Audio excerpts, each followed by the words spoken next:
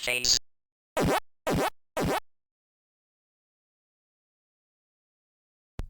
Hello. Hello and welcome. This is just a little random Twitch stream where I thought I'd look at some of the progress in MAME once again. It's at an unusual time, so I'm not really expecting many people to join, and it's on Twitch, so likewise, I'm not really expecting many people to join.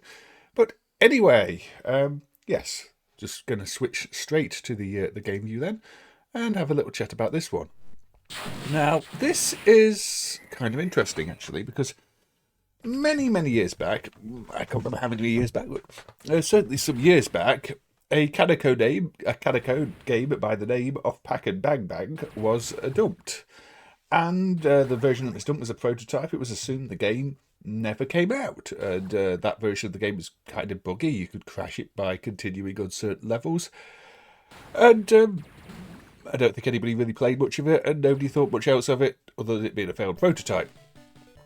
However, recently another board turned up for it, and that board, rather than using regular, programmable ROMs, had mask ROMs for the graphics, and actually appears to be a final version of the game. It's got this enemy select that we didn't have before, and quite a lot of graphics redrawn.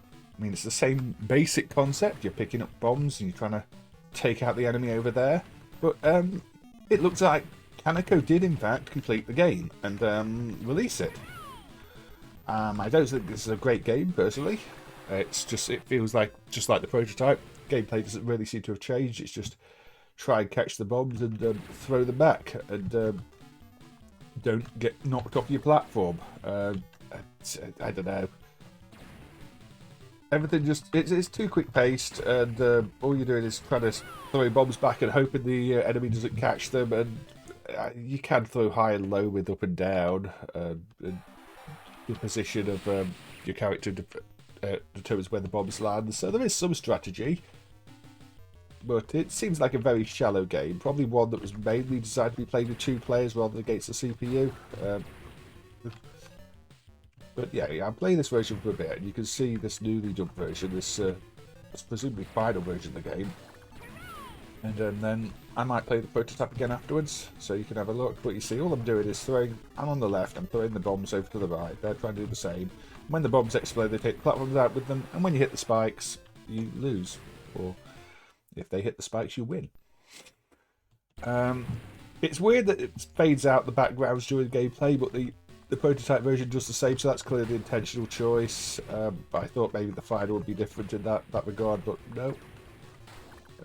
So yeah, this is probably one of the most obscure Kaneko arcade games. Maybe the most obscure? I don't know. There's clearly ones that we haven't found yet, but say we did just think this hadn't been released because nobody had ever mentioned they'd played back in the day. So you get to this mission though, it's very hard to get anywhere. All you do is try to go over one little block. Ooh. And that was lucky because I had no platform either then. Anyway, still got a bit of a cold after playing Expo in Blackpool, so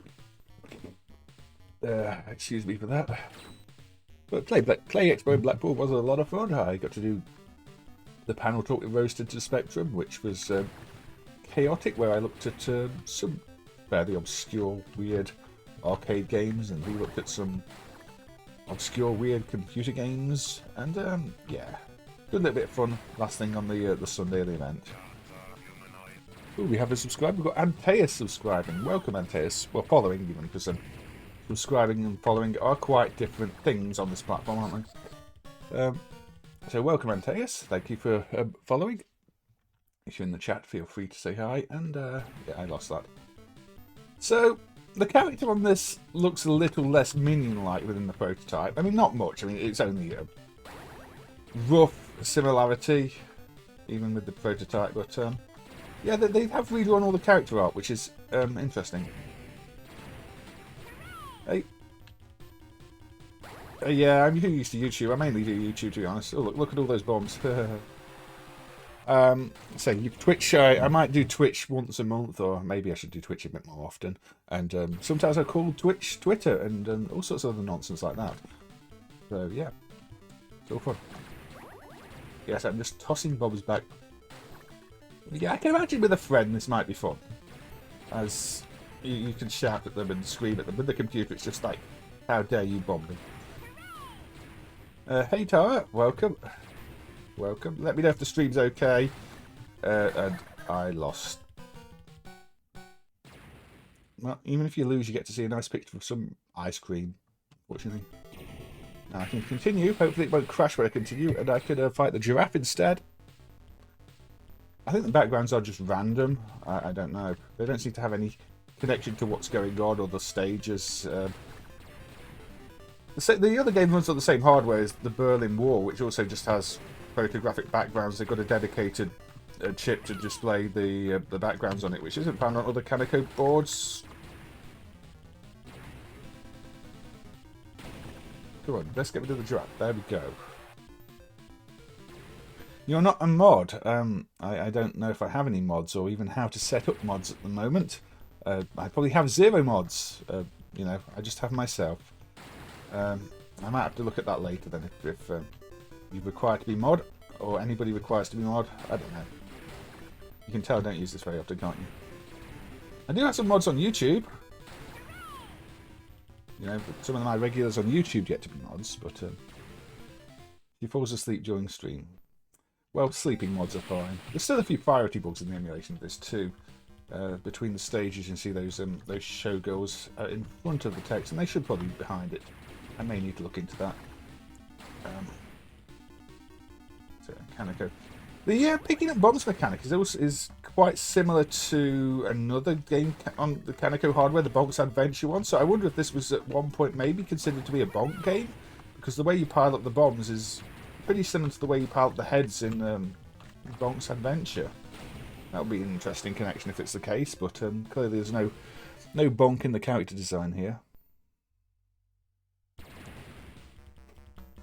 Just do it in the chat. Oh, okay. I mean, that sounds risky.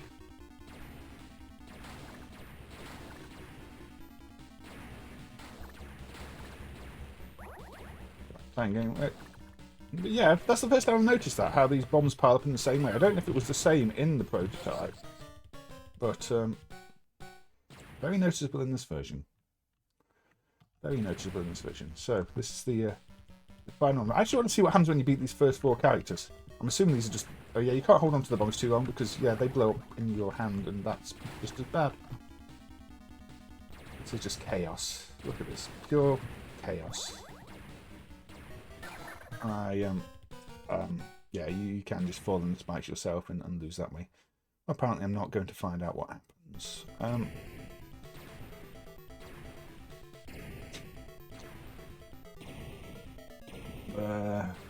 No, you don't want to be mod. Okay. Right. Okay, fair enough. I thought you did. And yeah, I don't have permissions on the Discord either. I noticed that. But yes, a game where you just throw bombs back repeatedly. So we quickly look at the previous dump, which was the prototype version. And yeah, we just thought this was the only version of the game, the prototype. You see the character design is a bit more primitive here. It's got this level select in a different way, so this looks different. This isn't on the other version. The music's different, the bombs are different, the enemy designs are different. But this seems to be an earlier version of the game. Although in some ways I like the style here better. Very mysterious game. We know this version wasn't released because it's really buggy and just crashes at various times. Bombs look happier. They've got smiley faces on them. But that makes them look even more like Bonk. Look at this. All I can do is lose. But in this case, I'm fighting a robot, and the background is a robot. So, did this version have better theming than the final version with the backgrounds? I really don't know. In some senses, this feels more complete. In other senses, it feels less complete. I mean, it's good that we've got 2 different versions of it.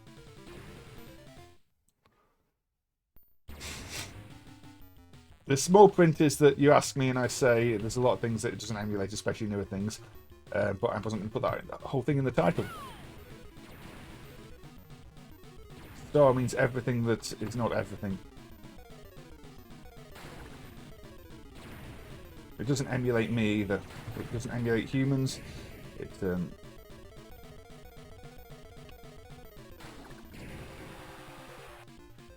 There we go. Can it emulate the ZX Spectrum? Yes, it can. Yes, it can. We may even have a look at the ZX Spectrum game. Although, when I was looking at it, I did find a little bug in the ZX Spectrum emulation, so there you go. Amiga very badly. You can play a few Amiga games, but you probably don't want to.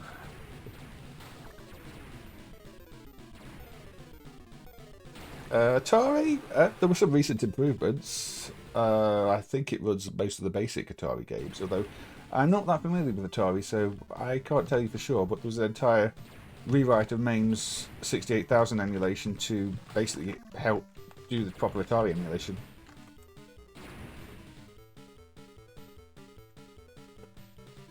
So let's just toss some more bombs about.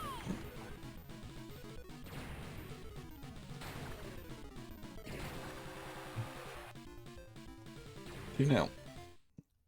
2-0. Yeah, that's where the priority bug is. But yes, okay.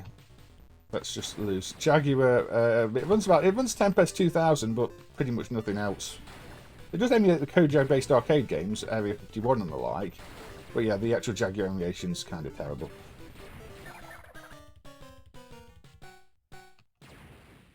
So sometimes, well, when you continue in this, it will glitch and then crash. I don't know if it will happen this time. I think it has to be after a bonus round or something. But let's just kill myself off. I just wanted to mention that, you know, there's a final version of this dump now. At least what seems to be a final version, based on it using mask ROMs. And it is significantly different. So anybody watching this on YouTube, catch up. I assume now I'll put this on YouTube afterwards. That is what we're looking at. You're into the lurk mode, are you? Okay, alright. Well, take care and have fun. And Saturn, it does an okay job of some Saturn games. I mean, I've played Saturn on stream before. Other games don't work too well. I mean, emulates the arcade-based Saturn STV system. Some performance issues with the high-resolution games. It's mixed compatibility, but there's plenty of playable Saturn games.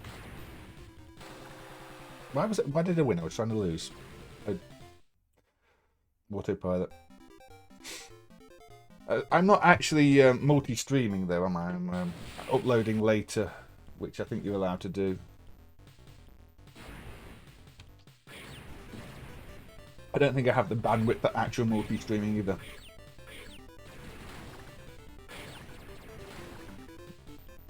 Also, multi-streaming would just be very confusing in the chat. Yeah, no, I'm not using the multi-stream feature. I worked that out when I saw the affiliate agreement. It's actually one of the reasons I was a bit, do I really want to use this platform that much? They seem a bit strict on what you can do and what you can't do. But I keep it as an option. I just, yeah, now I can't multi-stream. I think partner is worse because you're not allowed to put stuff elsewhere within a certain time period. I don't know. But yeah. I don't know. It's free advertising for the platform at the end of the day, so I don't really see their problem with it. Yeah. Yeah.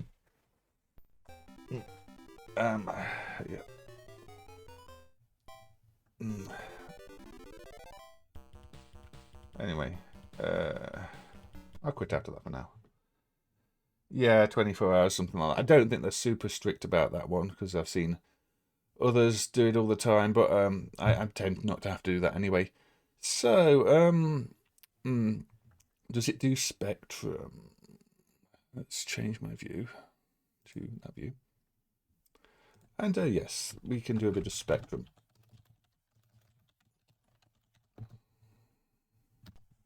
We can play a bit of Gluf on the old Spectrum. Take noises incoming. Right, so this is where I noticed the Spectrum emulation isn't quite perfect still. If you look at the center of the screen, so the fourth block along, the fourth blue block along, it is flashing a bit, and that means the multicolour effect timing isn't quite perfect in MAME, which surprised me because every other multicoloured game I've done has worked fine, and now Hollow put in a lot of work to get that all working correctly. And so it surprised me to see that this game, say that middle column, you can see it at the top there as well, apparently is not quite timed properly. Same with the effect on the lift there. It's off by a skyline. I should let that charge first. But this is one of the Retro Souls games from, I think, 2019. So it uses the fancy multicolour mode and all that stuff, which works on all the Retro Souls games. It works on Buzzsaw and the like, but has a few issues here for reasons I do not know.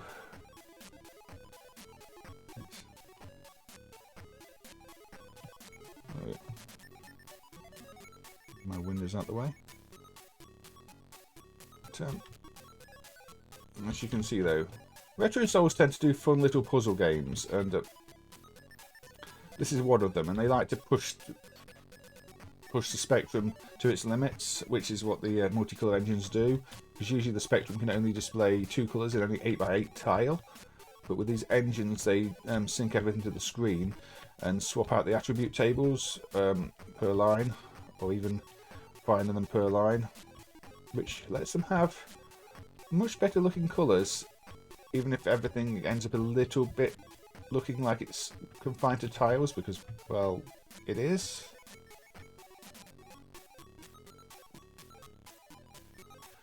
See, it's one of those colour all the platforms and get to the exit games. You charge your character on the batteries, and then you have a limited number of hops to get to the tiles. Yeah, hey Jesus Christ, posed. These latest Speccy games, these current developments, do look really, really good, because they've worked out how to overcome some of the hardware limitations with very clever programming, and as such, you get things that look like they have no right at all being on a Spectrum. Now, you didn't really get them back in the day, but you can't hear the game audio? Can you hear the game audio now? It's a bit quiet. I don't like turning the audio up too loud, because then it tends to be a bit over my own voice, but yeah. Some systems are louder than others, so if anybody does notice any volume issues, just let me know, because there'll be times when I switch from a quiet system to a loud system and forget to adjust it. Or the other way around. I got hit by an enemy. Yeah, if you get hit by the enemies, you do have to restart the level. Now this is the Spectrum version of the game, as you can see. It did also get called the Mega Drive, which I may look at later. I thought I'd start with this.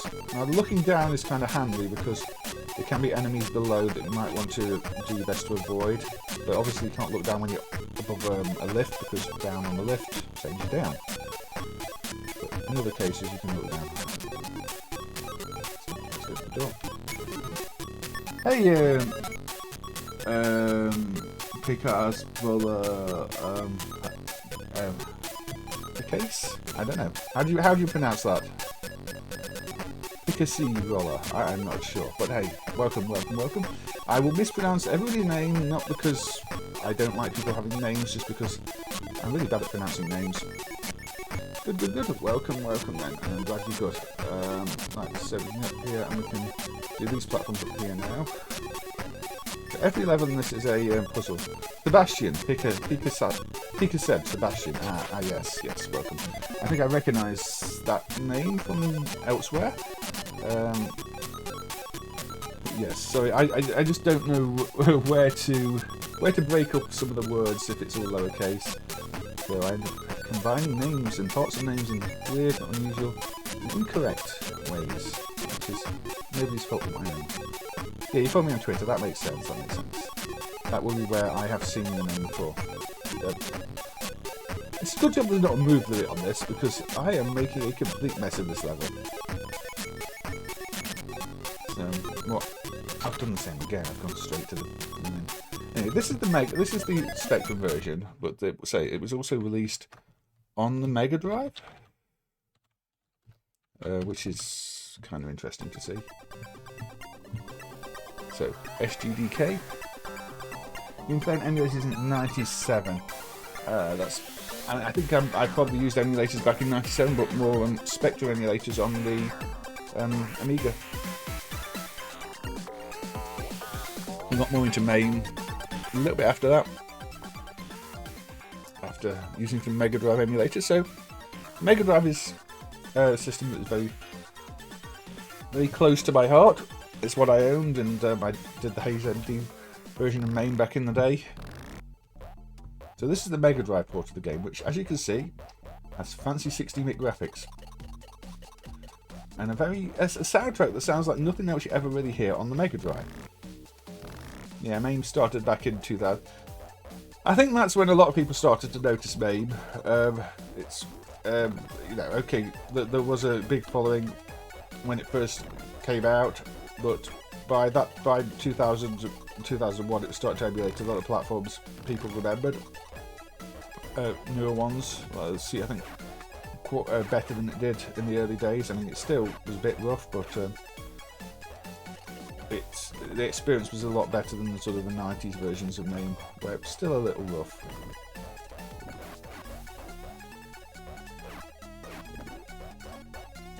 Honest.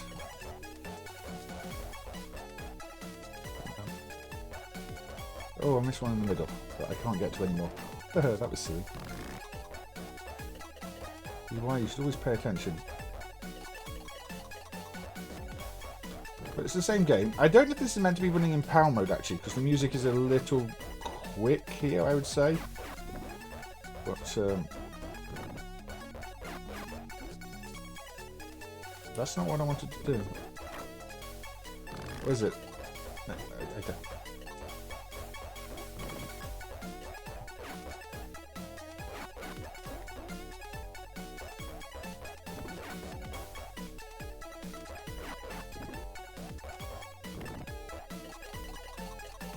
What is it? So the levels are a bit different on this one, so I do have to get all those platforms too. I see. Oh, no, what am I doing? Mess this up again. I don't find the graphics to be quite as clear. SGDK, yeah, there's a lot of good SGDK-based games, aren't there, these days? It's turned into a really proper way to develop Mega Drive games that a lot of people have embraced, including some games that are getting released on the current consoles, I guess running in an emulator, but still using SDG. There we go. I actually didn't correct this, so I don't have to get all the breakable platforms. I do have to get all of the others. Not charge. Here we go. Now, the Mega Drive version is available at name your own price on itch.io. It isn't officially in the main software list yet, although being a game from I think 2019 at this point, it probably is eligible. It's just not been added yet.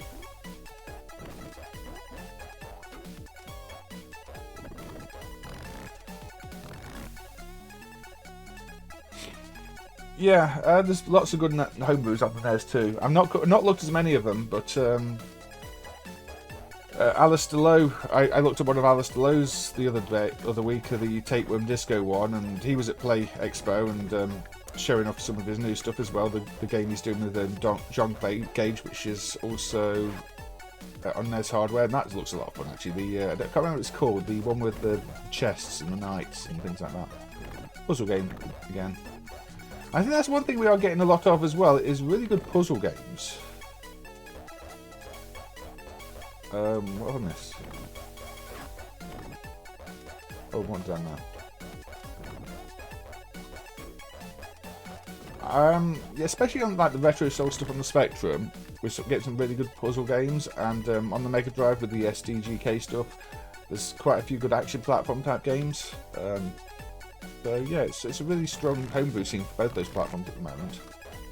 And I do like to play them every now and again. Even other platforms like the Amstrad CPC, though, there's some great games of late coming out.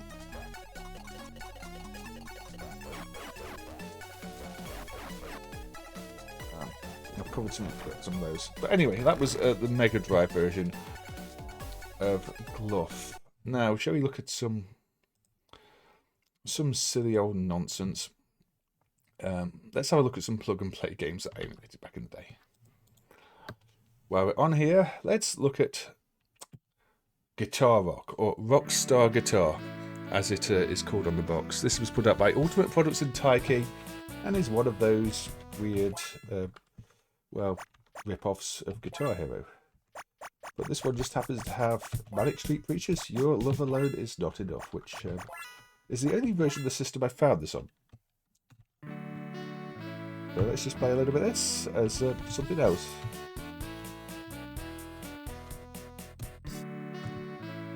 And now I'm not good at music games. I have to play them easy, so that means 3 notes, and even then I'll probably mess the odd bit up. But I do find these fascinating. I think the music on them was licensed. The box would indicate it was licensed from like Hong Kong divisions of the music companies. So whether it was properly licensed for use in the UK, I don't know. But,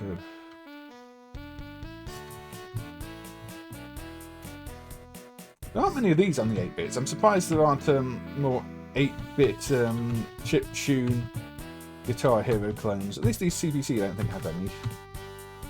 I'm not aware of any on the Spectrum either. And some AY-based ones would be kind of cool. Does the C64 have any? But it'd be quite nice to play along to some of your favourite 8-bit chiptunes. Or versions of them. However, I'm not aware of anybody doing that yet. This isn't an ancestor, this is a bit of a knockoff.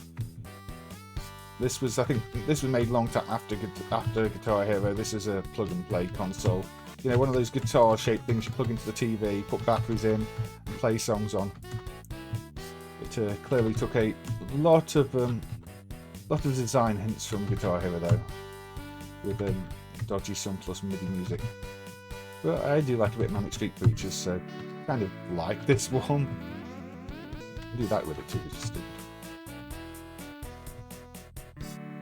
But I'm going to play 1 or 2 of these music games, because there's like 5 different versions of this with different art style presentation from different companies, but always the same code. So whoever made it must have licensed it out to different manufacturers. It's a lot easier to play in MAME than on hardware too. If you try and play with the original guitar controller on this, it feels awful, unless that's just because they're old. Well, they're from like mid-2000s, like 2005, 2006.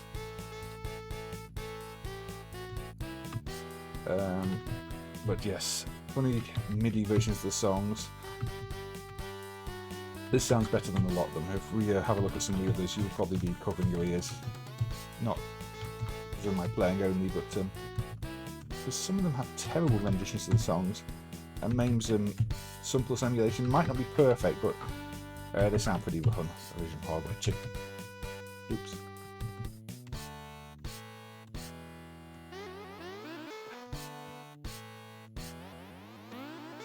Yes, let's do that Spectrum. Now, I doubt anybody really sits down and plays these things in MAME. It was fun collecting them, getting them sent off to people to get them dumped and emulated. But I think they're a footnote in history. You do sometimes see them appear for sale on eBay and the like, but they're getting less and less frequent, because I guess people are just going, yeah, what's that nonsense, we'll just throw it in the bin. I do kind of wish some of the conventions had displays of these things as well, though. There was a nice electronic games to play back to like so. There's some, you know, your grandstand handheld games. Is it Astro Wars? And the handheld Scramble. But you never really see displays of plug-and-play consoles, these silly TV toys. And I guess they're never going to get that much recognition, are they? But is that me badly playing Manic Street Preachers? Your Love Alone Is Not Enough in that one of them. We can have a look at one of the other ones. Shall we? Shall we go with the Shredmaster Junior version? So this is a version that's put out by Dream Gear, hence the Dream Gear logo. But again, you can tell it's the same software. It's basically the same thing. What the controls are. Come on. There we go. You can choose all these different backgrounds and all the different characters, but yeah, this is still one with the 2D presentation. There are some of these that have 3D presentations, so well, not proper 3D, but more obviously Guitar Hero clones. Not your cup of tea.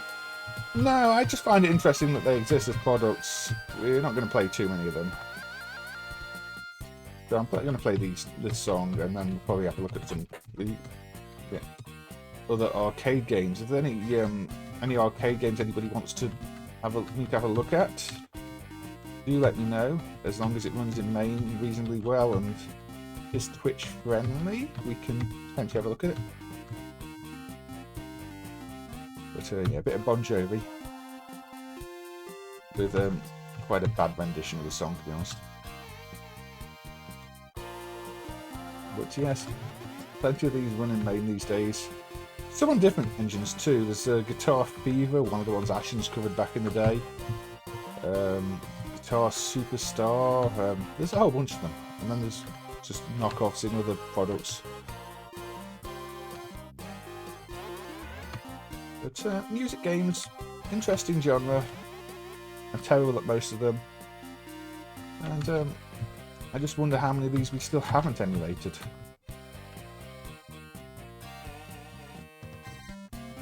They weren't used to. I might do. I might actually put the Bonk game on, because I did notice the similarities a little bit with Pack and Bang that we started with. Although the Bonk arcade is, and he said that was done recently, which is supposedly a prototype actually. But it has a bad message on the screen, maybe fails protection or something like the Berlin Wall set that shows a similar after a certain amount of levels, which I don't know if could happen on hardware or not. Yeah, this is all bleepy and still recognisable as what it's meant to be. If I do stop playing, it does make a difference. I think it just takes a channel like to stop playing. If you go bash the controls, it makes noises like you did it wrong. On the harder difficulties, you do have to press more than one note at once. It does use the other colours too, but yeah, I'm just playing badly.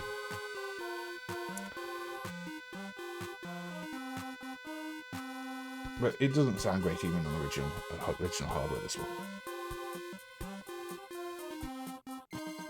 Oh, more to it. Yeah, it also goes on for far too long.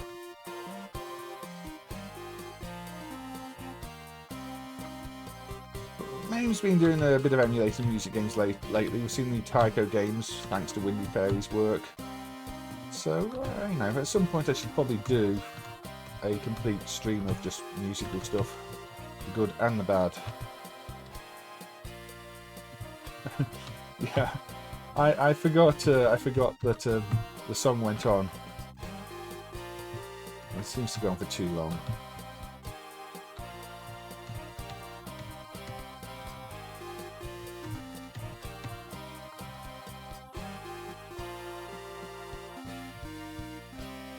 Oh well. But there we go, and see the really awful looped animations, and yeah, there you go. I got 90% of the hits, which is rock apparently. Not so rock. Yeah. So as I said, Bonk's Adventure. Now, Bonk's Adventure is mainly known as the PC Engine game, but there was this arcade version. I think it defaults to Japanese. Yeah, it does. So get the service mode up. So we can change it in service mode to EC. I guess that's European. Exit and save data. All right, take care. Take care, Pika. Bye. Hopefully see you soon. So anyway, Bonk's Adventure, the arcade version. Now this is one of those silly ticket payout games, also known as BC Kid, of course. It's got lots of different names. I don't know if this specific version has the ticket payouts, if you said it's European or not. The black bar at the top is intentional, it doesn't use all the screen. But yes, you bash things through your head. And you pick up smiley faces and balls and... There we go. This is what I meant by when I was playing with Pack and Bang Bang. This seems a little bit too loud for my liking. The way you're picking up the bombs on your head reminds me greatly of picking up the faces in this. And it's interesting that these are both Kaneko games. Obviously, Bonk is licensed from Hudson, but it almost makes me wonder if Pack and Bang Bang was somehow inspired by Bonk, or originally meant to be tied to Bonk in some way, as maybe, you know, two-player multiplayer versus Bonk game, and then they didn't bother to theme it. I think the whole carrying things on your head is just too similar. Ball size L.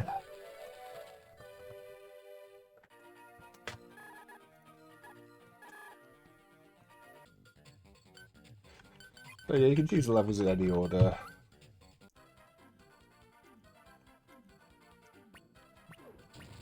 It doesn't feel like a proper arcade game. I mean, it is, but I don't know. It feels unstructured, but maybe that's because it's in part a ticket game, at least when set to certain regions. Choosing any of the levels doesn't make much sense, and yeah, I don't know. It's also got quite a lot of slowdown at places, so yeah, that's Bonk's Adventure Arcade. Thank you for your playing. As I said, there was a different set of this dumped recently. And the other set, this one only boots as Bonk's Adventure. It doesn't boot as any other name, so it's a single region set, unlike the other one, which was for multiple regions, so you can configure them in the service mode. But it gets this OK message stuck on the screen at all times. Now, I'm assuming that's a sprite. And maybe there's a sprite limit or something like that. I'm not sure. If there's a sprite limit and it draws it outside the sprite limit to make sure it's not bootleg hardware, that's a possibility. Otherwise, it could be protection related. The protection device is simulated on these, and I do know that with Bonk's Adventure, the other set, some data still had to be hard coded in the protection simulation because we didn't know where it came from. It must be somewhere in the external ROM, but it wasn't obvious where. All the other data it returns is stored scrambled in that external ROM. So maybe this is expecting different data back and failing for that reason. That's another possibility, if the simulation is incorrect. But yeah, just have OK stuck on the screen on this set. Probably why it's marked as not working.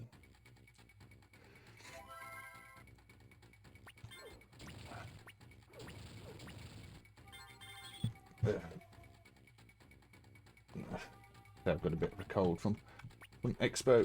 I will do probably a Expo roundup sort of stream on YouTube at some point. But yeah, I mean, Bonk was never quite a mascot to the points Sonic and Mario were. I mean, for any Hudson NEC platforms, I guess so, but it never quite reached the same level of popularity. But it's maybe surprising that there was even this arcade game at all. But I've never been convinced by it. I think there were better games on Kaneko hardware that went unreleased. That Wing Force game, I think, is one. Maybe we should have a look at that in a bit. Wing Force, that's a fun one.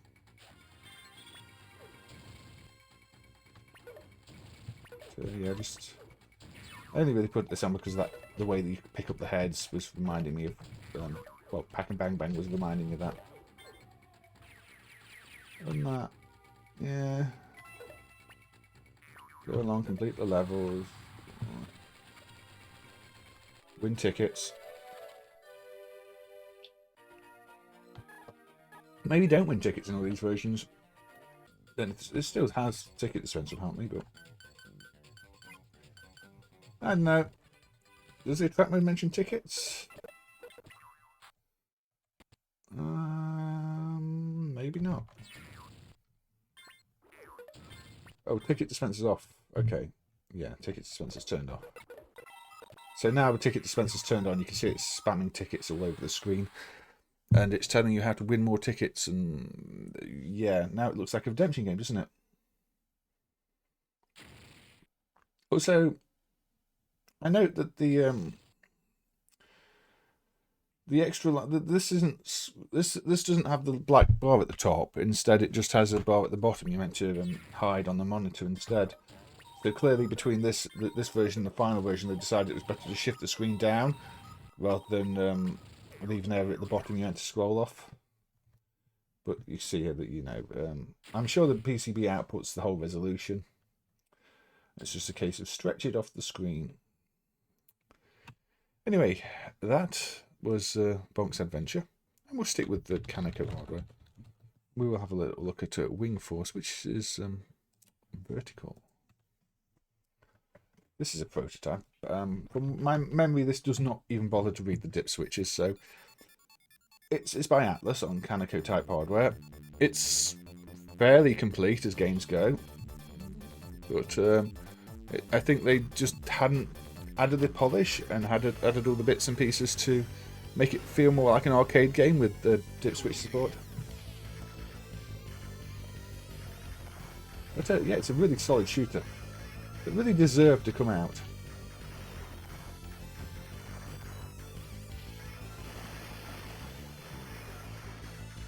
Anyway, if it's too loud, too quiet, and with anybody in the chat that feels it's one or the other, then let me know. Is that a little cow down there? I don't know.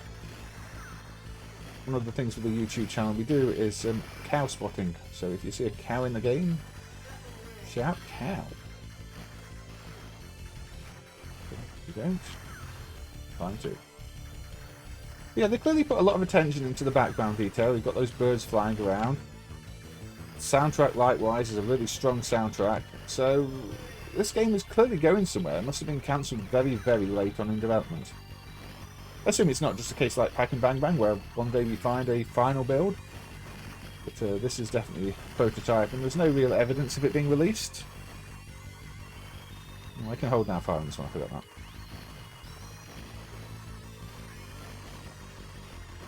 Now, it's also quite rare for, prototypes that do feel this finished to show up. Most of the time when you find a prototype, it has clear signs it's unfinished, whereas this one, you can complete it to the end. There's a game, it's got no major issues. And it's also a shoot 'em up, and I'd happen to be terrible at them, but also enjoy them. It's turned up quite a few years ago now, this one though.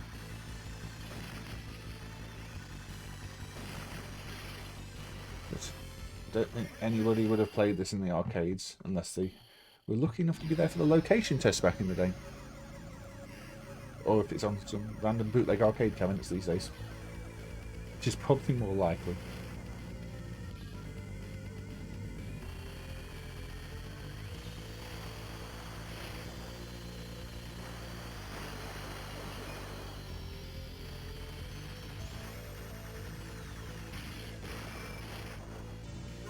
We will continue.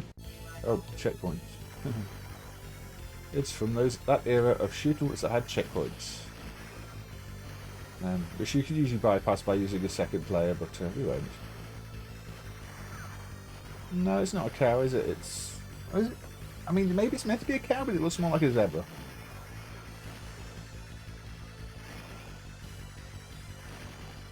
But, I don't know. It's in a field and it's black and white, so almost can.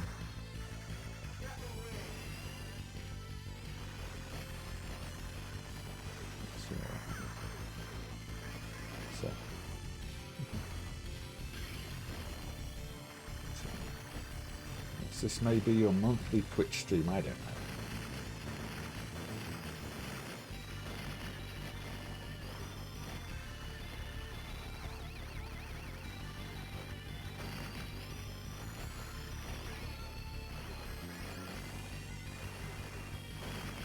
Concentrating is important when you're playing shoot-em-ups.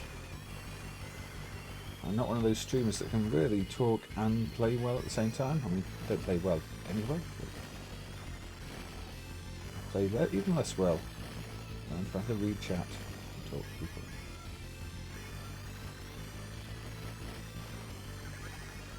I'll shoot you for extra points. Look. Woo. I got it.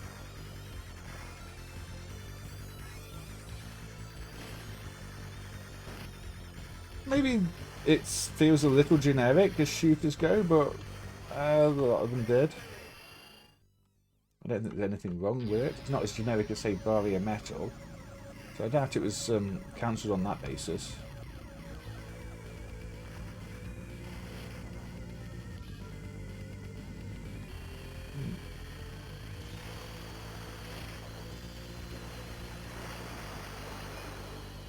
Take it out with a bomb.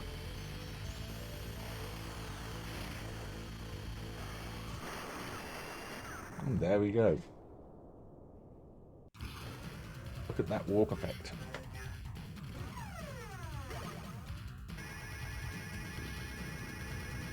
That's more like it.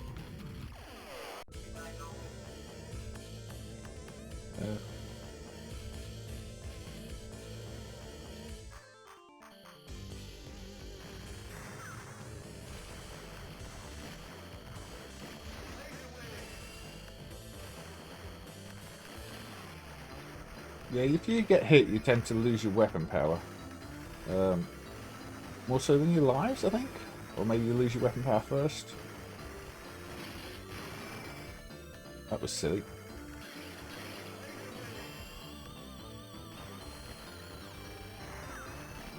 You'll see plenty of background details.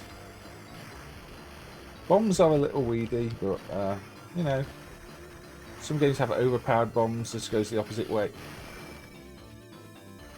Opposite way, and makes you plan where you use your bomb. So yeah, if you hit an enemy, you lose your wing. I guess that's what I call wing force, isn't it? Your power to the wing. Not the most original concept.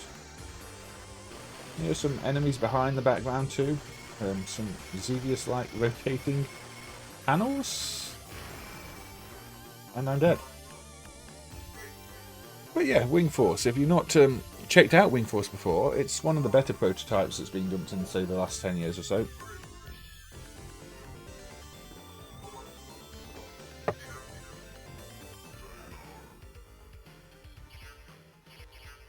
And just be now, there's milk in the high score table. There you go, a bit of Wing Force. What else shall we do?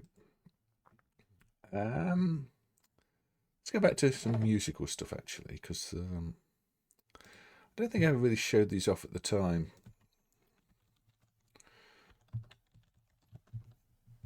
So there's Jumping Popira, which will play on its own without a cartridge in to start off with. This is Zavik, so the volume's going to be quite loud. Let's bring it right back up.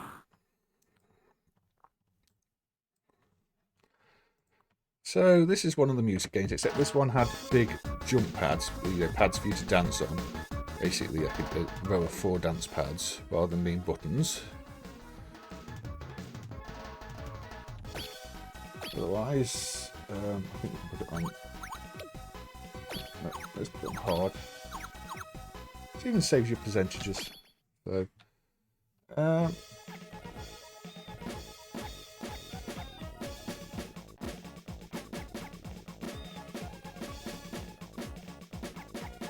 slightly easier. I said slightly, I'm still doing Manic. Takes into account you're meant to be jumping on a pad here rather than pressing buttons, which means they're designed to be slightly easy, although I still failed very early on, so we'll give it another shot. I think you managed my 33% this time.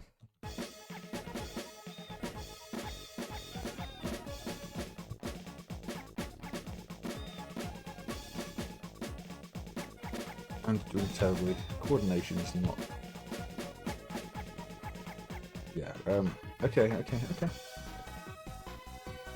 Practice. Let's try again. Let's try a different song. Probably still do this badly. Probably shouldn't have put it in hard.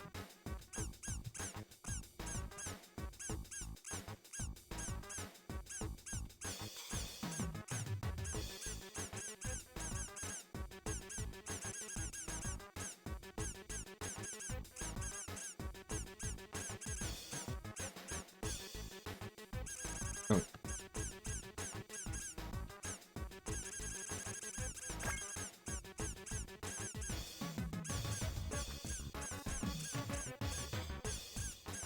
But like any music game, it requires good timing and that type of skill and good coordination.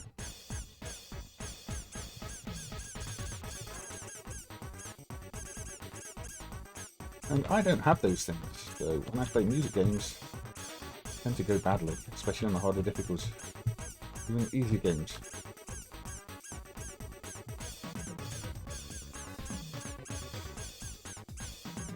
The Popira series is all like this, and it's a really addictive concept actually. You've got your pads and you just hit the balls back up, you get the timing wrong, they'll come back down, and then you end up with a mess of balls you're juggling. Now, JAKKS audio emulation, as I've said many times, is not perfect. 83%. You know, I'm making it look hard. I'm making it look a lot harder than it is. Anyway, move on to this. Now, one thing with the jumping pop here is they've got all these different visual themes.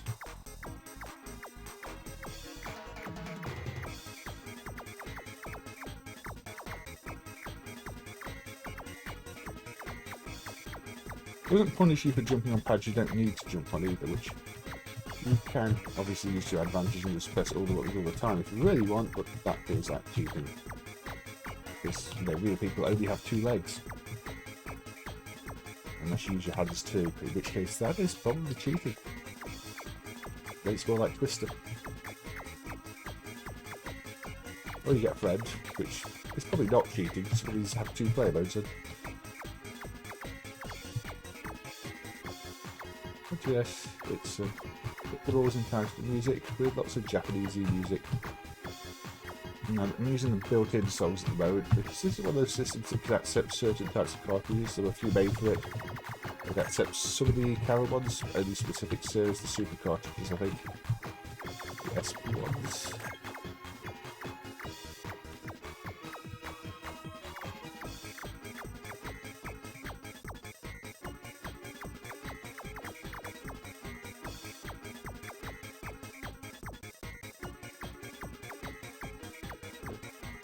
Yes.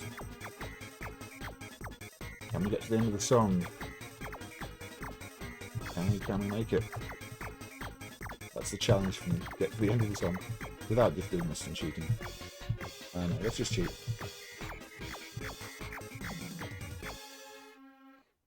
There we go. Look, I cleared it. Not perfect, but I cleared it. So there's 10 songs, I think, in the base game here. So we'll play one more of them, because they're very short.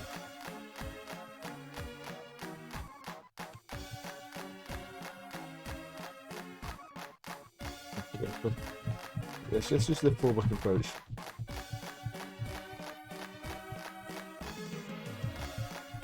Now the fitness map thing, Jackie Chan one, which is an emulator yet, also uses this as one of the games. The gym thing. So this Popira concept did get around a bit.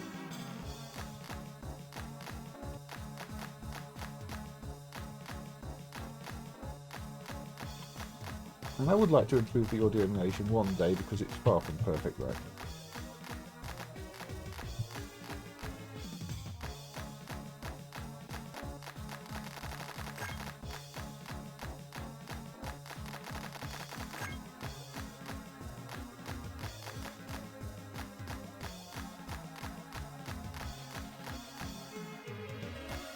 Yeah, I wasn't meant to be showing you the music games, was I? Oh well. Maybe that's what we're going to do for a while then. Music games played badly, the video.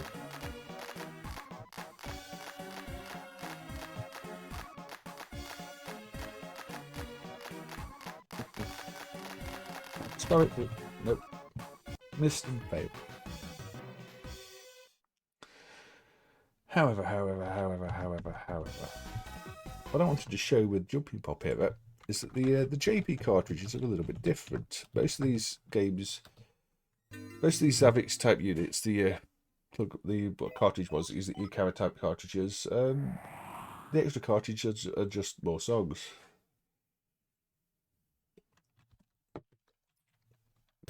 These Jumping Popira ones are not that. I mean, they're musical, but they're mini games. You have to, in this case, you have to jump to the. You have to jump to the two that are lit up. It's got this little jumping alien, so it's not just the same Popira game. They made a different game out of it. Yeah. And I think you have to get the number at once within the time or something. I don't know. It maybe just rates you on how well you do. They've got 40, which is the high score.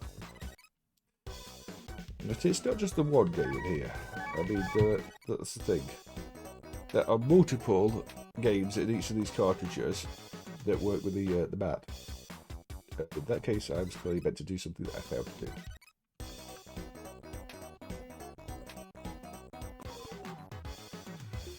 I don't quite know what I'm doing on that one yet.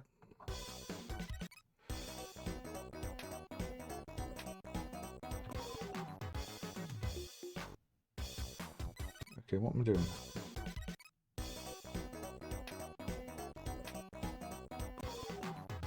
I don't get that one. Okay, let's try the next one. Okay, then numbers. Okay, so 2 is that one, 3 is that one. Yeah. Okay, so you gotta press the number you recognise. Not so difficult. Jump on the correct. Oh, do 2 of them once. But they're in the wrong places sometimes, so you have to read the numbers. So 1's not always on the left, yeah. 4 and 2, 4 and 1, 2 and 3, 2 and 1, 4, 4 and 1, 2,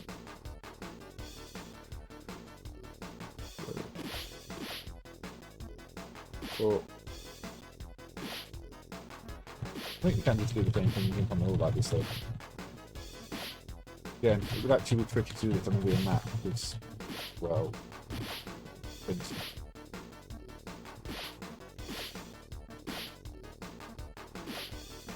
But yeah, I think even when I covered these at the time they were dumped, I don't think I showed these Popira, Jumping Popira cartridges all contain different little games rather than music. I probably should have done because I don't think anybody realised.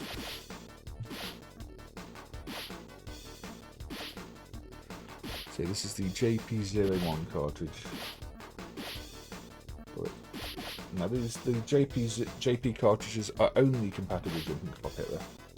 Which makes sense because they're not music cartridges, they're game cartridges. You can see there's a timer that's ticking there. Now we'll get a score on this. Don't know what I was meant to do on the skipping game now. Unless it was like pressing multiple buttons. You do seem to get more time if you hit them, so let's just let the time run out.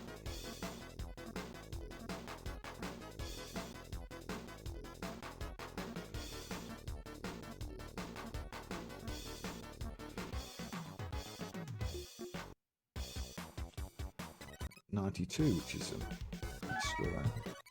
About this game. I think this is, yeah, just jump on as fast as you can to win the race, or maybe then there's hurdles. Is it automatic? No, still have to jump on them.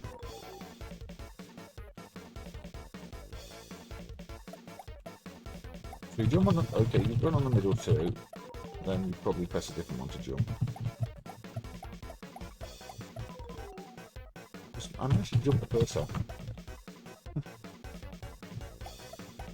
I don't know.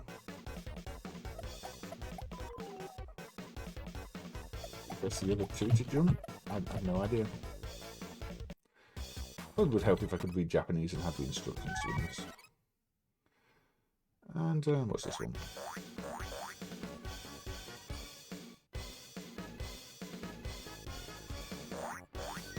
I think you have to use the right one to get this right start. Okay, yeah, these are the pink ones.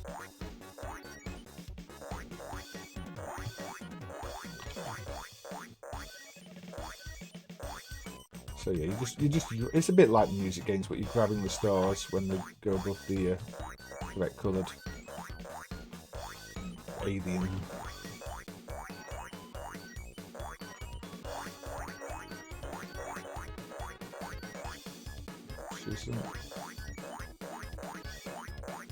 Still quite tricky, at least if you're as uncoordinated as I am.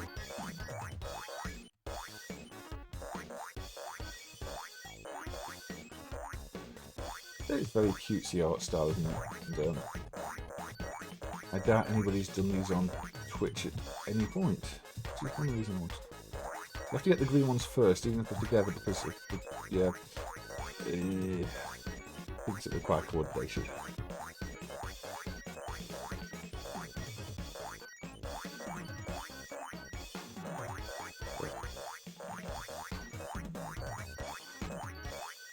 There we go, 78.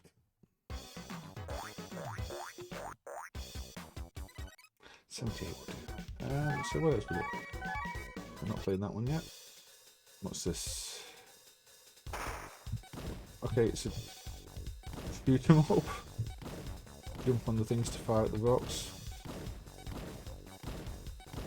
So again, it's a bit Popira-like, isn't it? But with space rocks and guns.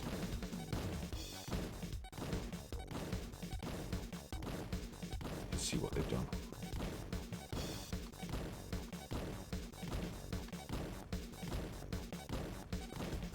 Aliens.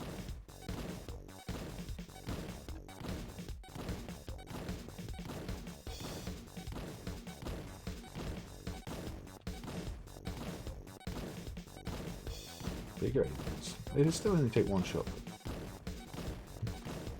Look, you've only got one shot. That's a fairly simple one. Not all these are going to be super creative games. This one. Food factory. Lettuce. To lettuce, but okay. Making the food. Tomato. Tomato and lettuce.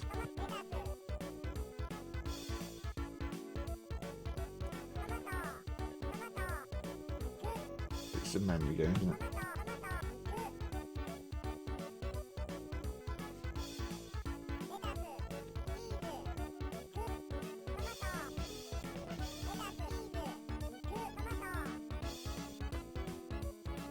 Just copy the sequence silent. It's basically silent.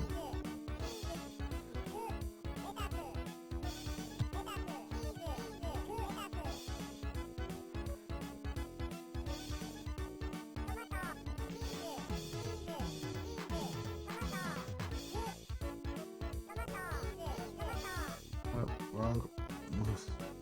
Lost a life.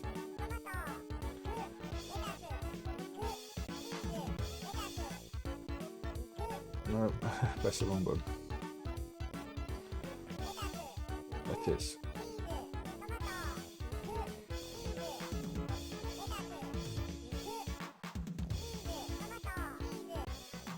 Oh, that was wrong.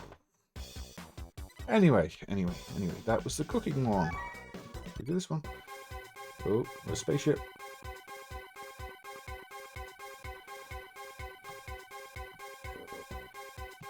No idea what I'm doing now.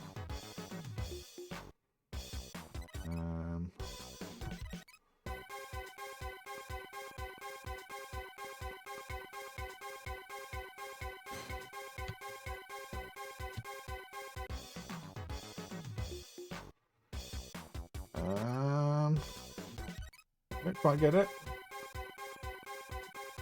Remember to hold in the positions.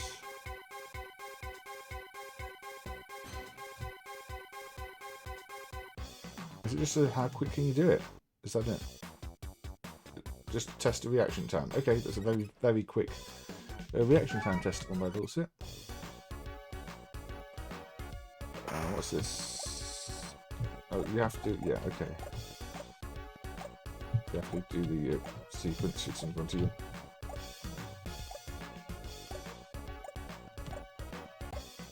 And it's just a little short race in the time. So there you go. It's another quick race time. What's this one? Another one with the. Oh, okay. It's just a juggling Popira. We're juggling the earth. Okay, I'm assuming this is going to get harder.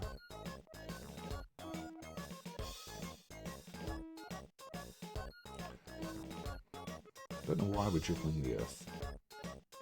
Oh, now juggling a different planet too. So yeah, it gets a bit more difficult.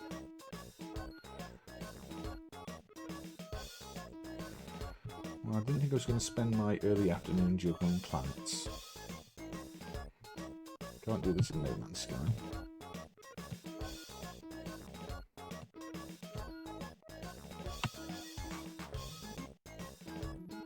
Are we going to get a third planet at any point? There's 2 the limit. 2 might be the limit because it's designed for jumping on pads. Oh. Well, I'll never find out because planets pop.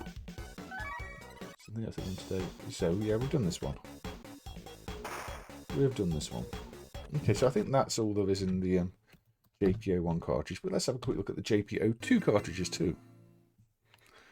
While we're here. While we are here. So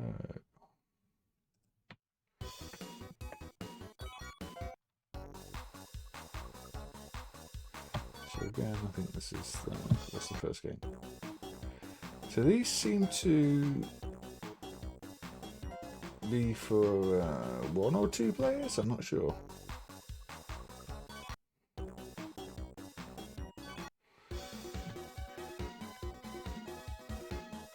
Maybe it depends on what you set at the start. So, okay, we hop along catching the apples. Okay. Oh dear. Okay, this is trickier than it looks. This has got Popira style physics on the apple.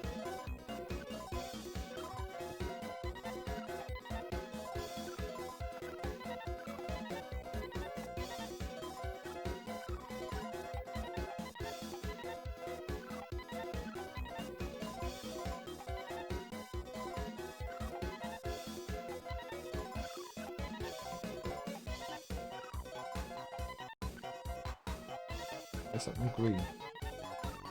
That's significant in some way. No, probably. Maybe the green one gave me extra time and I didn't catch it. Because the red one's taking me extra time.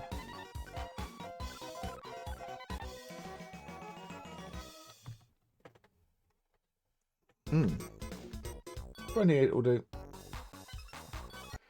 Yes, this has turned into me playing silly little Popira games. Okay, what can I do with this? Oh, okay, it's another shooting style one. But, I'm throwing acorns at fish or something like that. Oh, okay, they get you, you lose. Yeah, it's just a simple concept with a different theme, isn't it?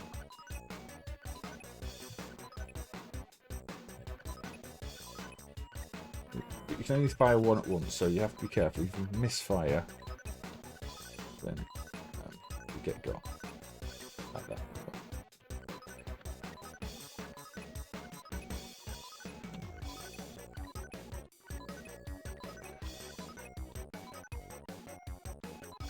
Crocodiles.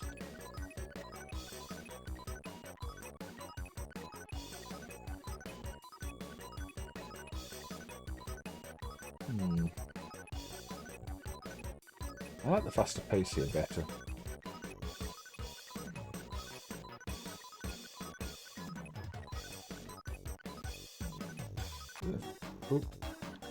Boss? I didn't know we did get a boss fight. That's that was an unexpected boss fight. I might try and play that again at some point and beat the boss. But so this is again got a 2-player mode, or is it 2-player? Okay. What? Another reaction test one, I think.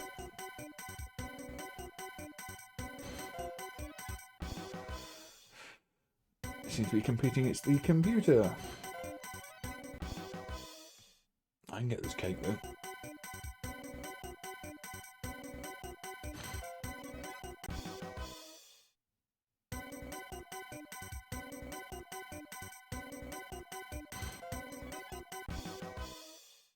White Kitty is starving.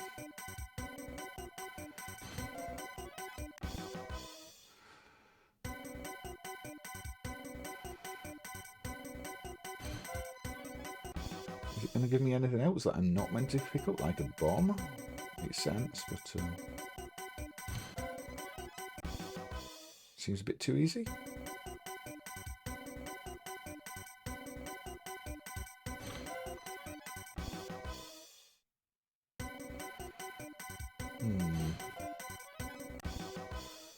Got 10.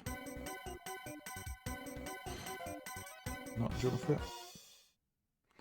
Let's just lose my lives, because this doesn't seem to be doing much else than this, and it's a bit too easy. Wait, put it down again. Lift it, then put it down again. That was a bit different. Oh, and that was equipped for a bomb then. That was a bad item, one I wasn't meant to pick up, and I did. So there you go, it does mix up eventually. Tip.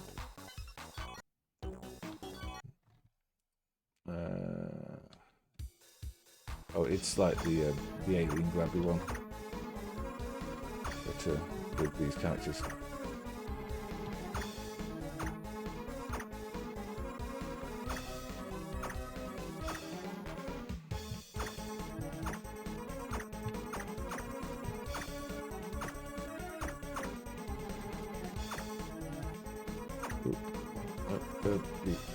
Yeah, okay.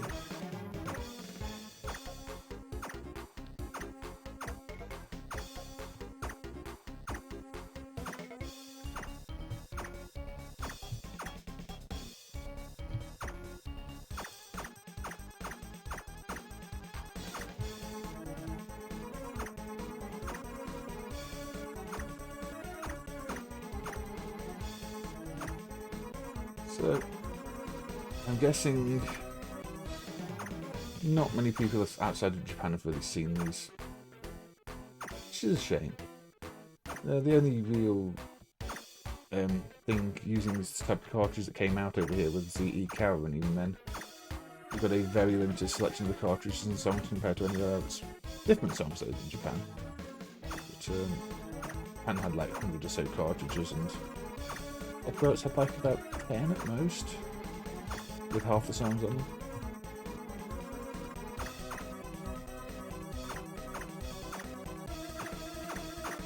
Oh, jump. Yes, there we go.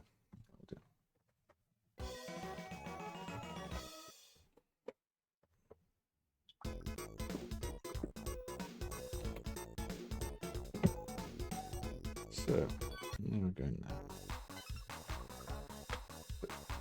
I don't know how many games in each of these, to be honest.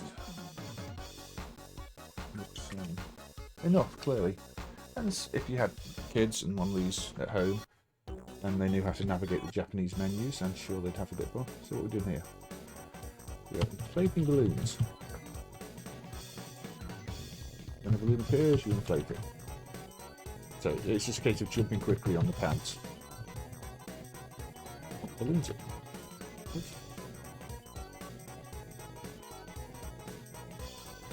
It's, I guess it's, you could class it as a fitness device, I suppose, because unlike Popira, you are jumping around, hence jumping Popira.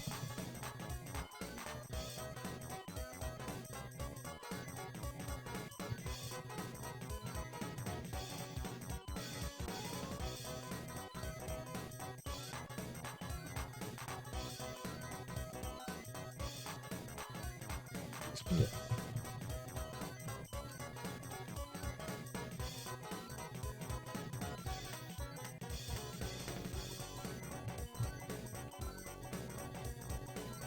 In my case, I'm just hammering keys because, you know, it's emulated. Not adding in, obviously. And the keyboard sounds. But here then. It looks like a JRPG, dungeon crawler. What? Oh. Jump a number of times. So it's a 9. I get it.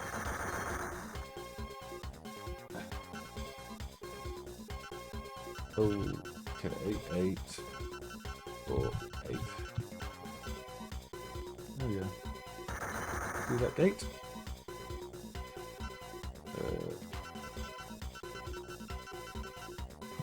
Too many times. It's a combination lock thing, isn't it? Yeah. But you can't go backwards. I don't know if there's an end. Or if it's just going to end when you're in that time. I've never played these ones myself before, to be honest.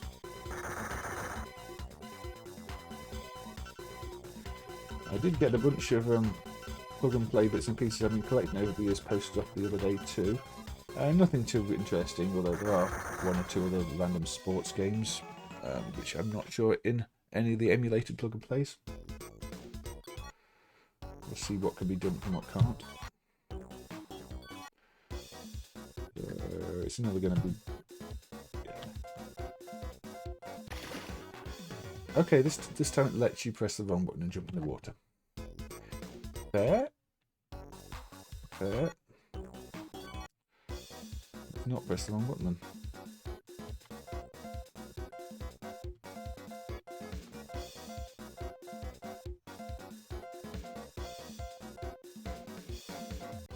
Nice and easy, really.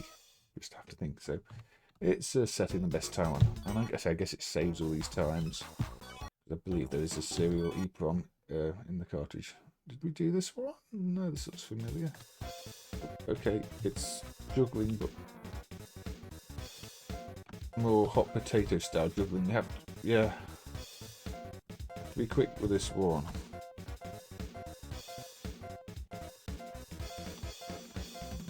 You leave it too long, it just watermelon bakes.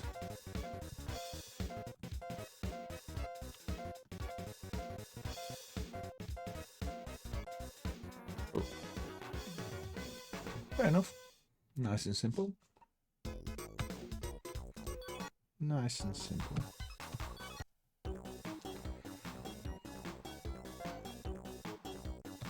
So what we got in here?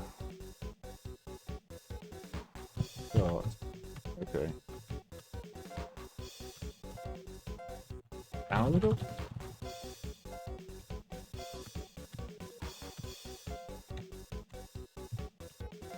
Press both the middle ones to jump, okay.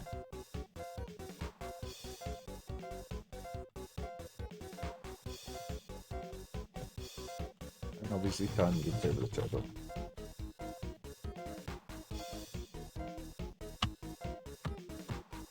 You do have to press both the middle ones at once to jump. Not in perfect sync.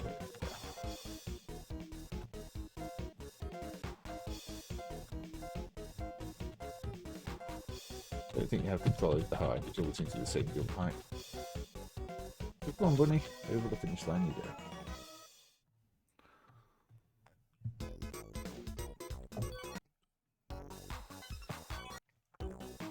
What's this one?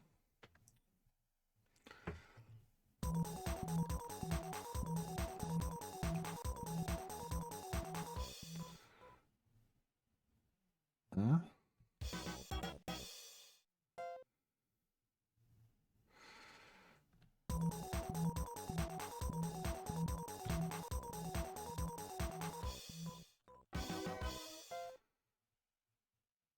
I don't get it.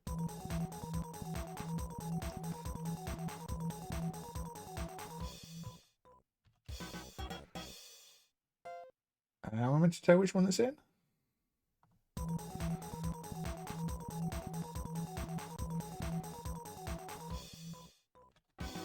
Is it just the one that stops moving last?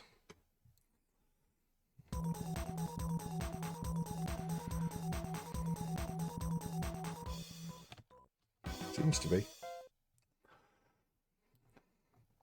So carefully watch to see which one stops moving last at rule. Yeah, it must be. And it's going to get faster and faster.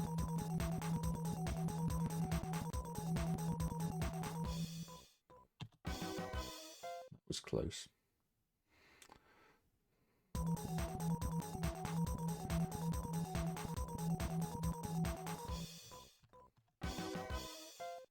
But as long as you concentrate, probably not too tricky.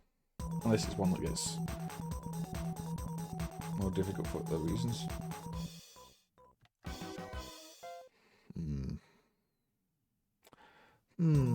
Okay, I failed this on purpose. So let's just press the wrong button. I hope this one. There we go. So yeah. Find which one it's in by. Which one stops moving last. The only one I've not understood at all so far is that skipping one. I think we've already done this one, haven't we? Because it's got a score in it. Unless this was earlier. So yeah, we've already done that one, haven't we? I'm sure some of these have a 2-player option. I don't think let's reload it and see what happens. So I don't know if you select 2-player on the previous menu, or if there was a menu I missed.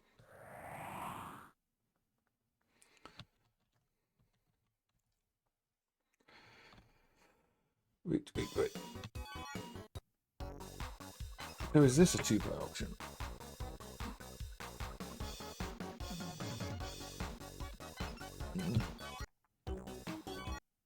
Yeah, that's in 2-player mode now, you see. So this does have 2-player catching and everything else. So I guess some of the other games also will have 2-player modes if you put it in 2-player mode, which is a nice touch. Bit ficky. Where you're sharing half the pad and competing against the other bunny to catch the apples. So yeah, not even just for a single player, it's a multiplayer game. That's nice.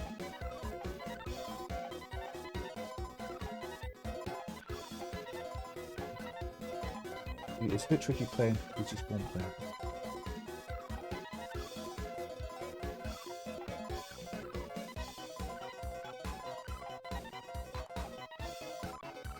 Who's going to win?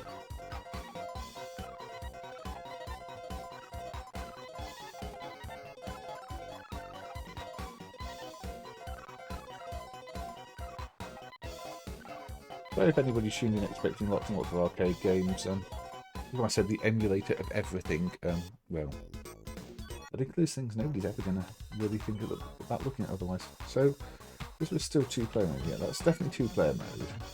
So does that mean all these games are now 2-player based? Yeah. It does indeed. So now this is just going to have the 2 sides.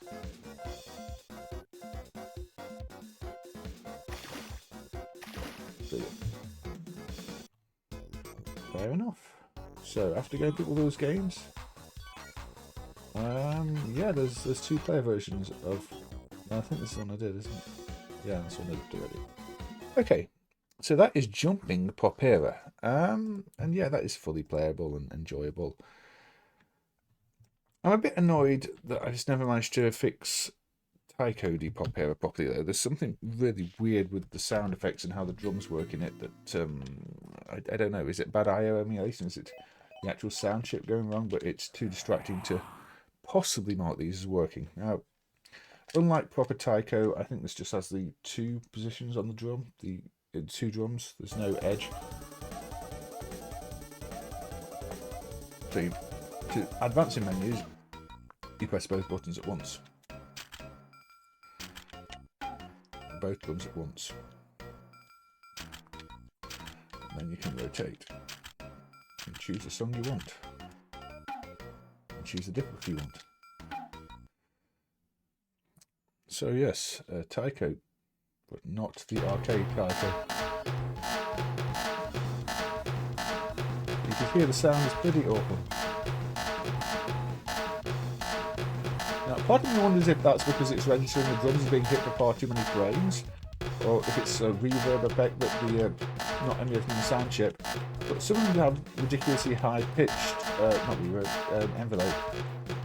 Others have the wrong sound entirely for drum hits, so it feels like it's something that, let's change the sound here after what was it from that? I don't know, I don't get it. This almost feels like there's something more seriously wrong with the sound emulation than these games usually even highlight. But yes, this had Taiko style drum controllers and a plug and play game.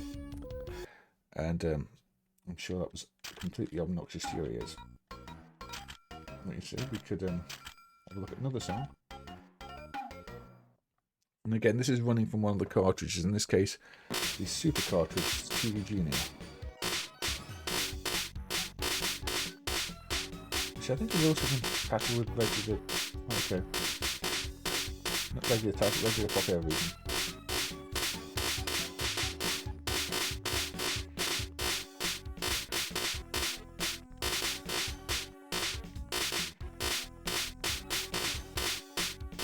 Yes, it's a shame because the proper Taiko games now work in MAME, but this one's still a stiffness issue.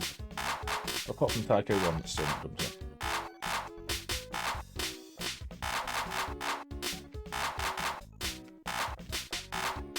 You can still play it, it's just sounds horrible.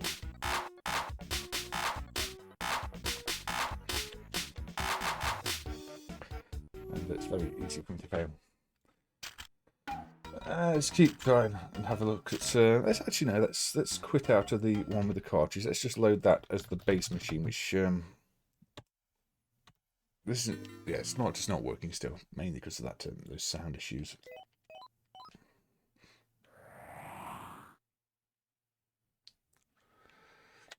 Anyway. As I expected, not much in the way of chatting today. But that makes sense. I don't stream in the mornings or afternoons. I stream in the evenings on YouTube. I'm surprised if anybody even knows this is happening. I'm going to play some songs.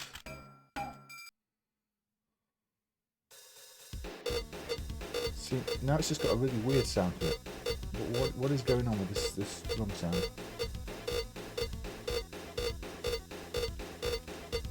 I know that the Savage sound emulation isn't perfect, but usually it plays the right sounds.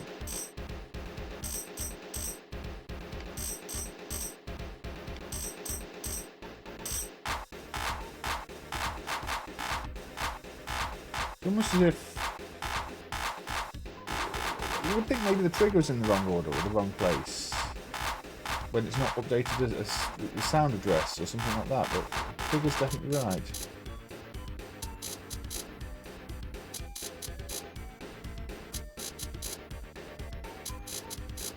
Unless it's just quite badly programmed and updates this sound address slightly too late. I really don't know. I'd have to study what it's doing wrong. But the sound hardware already confuses me, and I'm not really a sound emulation guy. So yeah, Taiko with Popira, unfortunately, is the one that doesn't really play too well yet.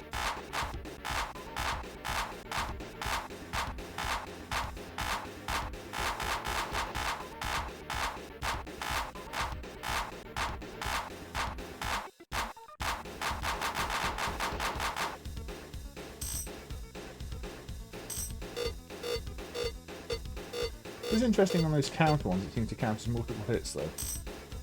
And it does sound like it's doing multiple hits, so why?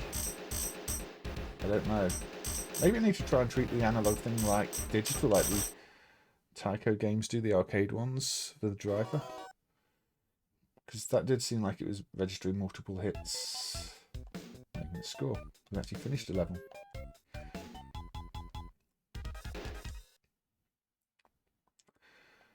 Right. Let's see what this one's like then. You can still play it, like I said. Just drowns out the music a little bit.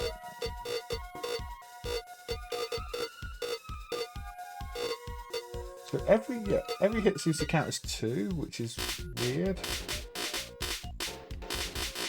Maybe it's active high versus active low? I'm really not sure.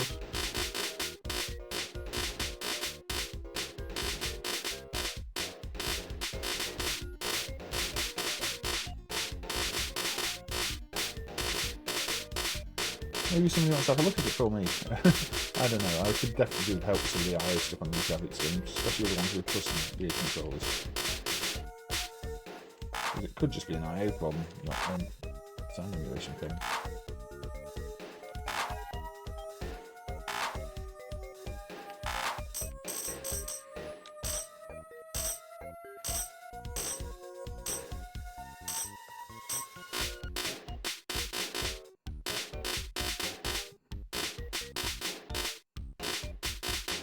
If anybody was watching, I'm sure they've been turned off by the audio here.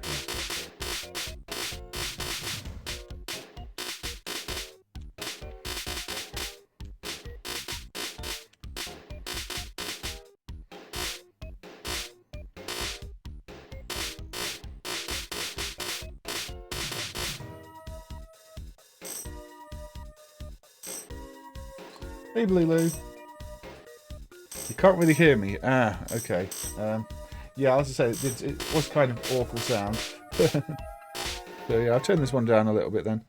But yeah, when the sound's that bad, it can be a bit distracting. I mean, it's very difficult to judge it from the levels in OBS, unfortunately. So yeah, every hit counts as multiple. So I think it's an IO problem, not an audio emulation problem, because say those multiple hit balls, I press it once and it goes to 2, I press it again, it goes to 10, and that's meant to be the number of hits you've done. So for some reason it's picking up every hit as multiple hits and seems to be sounding them as if they're multiple hits. So I don't know. That needs revisiting. Definitely needs revisiting.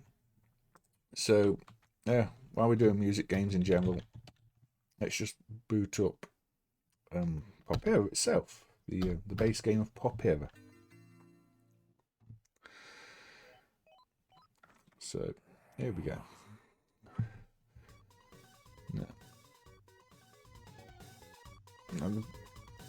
There is a Korean version of this that's not dumped, which has, I think, slightly different built-in songs, but I don't know what the chances of ever getting that dumped for, and I don't know if the Korean version supports cartridges either. But there's a video of the Korean version on YouTube from Real Hardware. Be nice to find it one day, but I think getting hold of the Korean version of these plug and plays is not going to be easy unless somebody finds one and decides to donate it. Because we don't really have any contacts of buying things in Korea, especially not old things.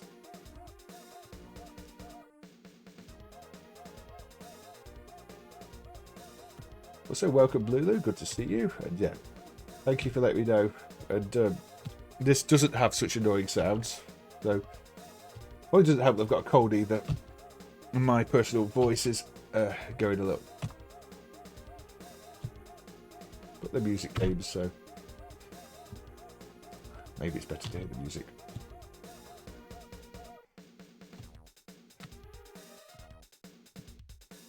Music's. Oops, I didn't hit that one properly, so it fell back down. No annoying sounds on this one. Ooh, I'll get it perfect again this time. You lose your life so quickly once you drop a ball.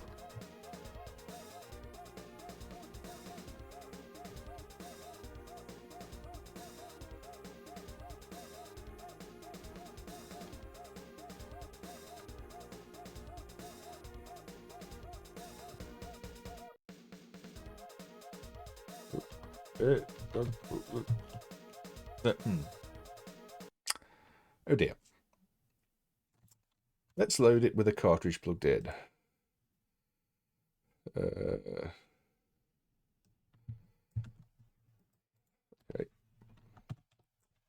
So yeah, if you plug one of the compatible cartridges, which include the Dream series, the DC cartridges, you get the songs from those. The title in Japanese, but Hey.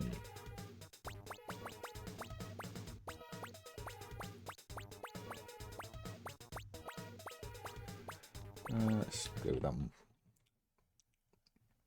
3 stars. This may be tricky.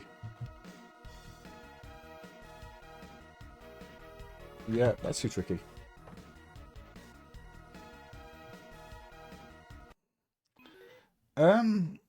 Nintendo, but oh, you you think of because of the Switch games? Yes. Yeah, in terms of emulation, I've just done a lot of work across different systems. I like the obscure things, and when I wasn't buying up Switch cartridges, I was trying to find all the cartridges for these Japanese plug-and-play systems in Japan just to get them emulated in that sense. Along with a few other people, and before that, loads of arcade emulation. So, I'm surprised there's not been a collection of these Popira games and songs on a newer platform, because they're kind of locked to these plug-and-play devices. See, with the Taiko stuff, obviously Namco have got their official Taiko games, but Popira, it's almost like it's got lost to time. And it must have been really popular back in the 2000s though, because the concept was used all over the place, and it's very simple. It's just bashing the ball, hit the balls back up.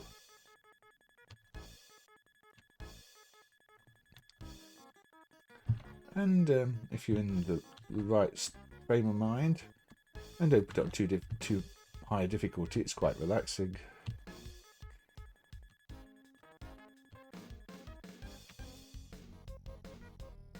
So these are all TV show themes, I think, on this cartridge.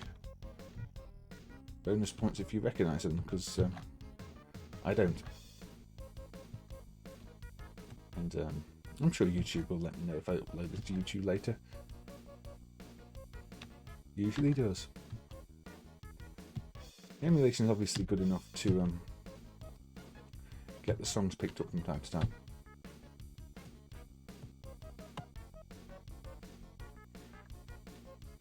So, there we go. This one's relatively easy. The thing with the TV themes as well is they're quite short, which limits the possibilities for me to fail badly at some point in a song and just lose the run completely.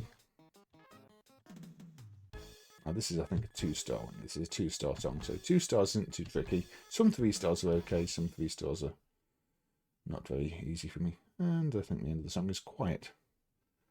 Gives you a little break at the end. So there we go. I think I even perfectly cleared that one.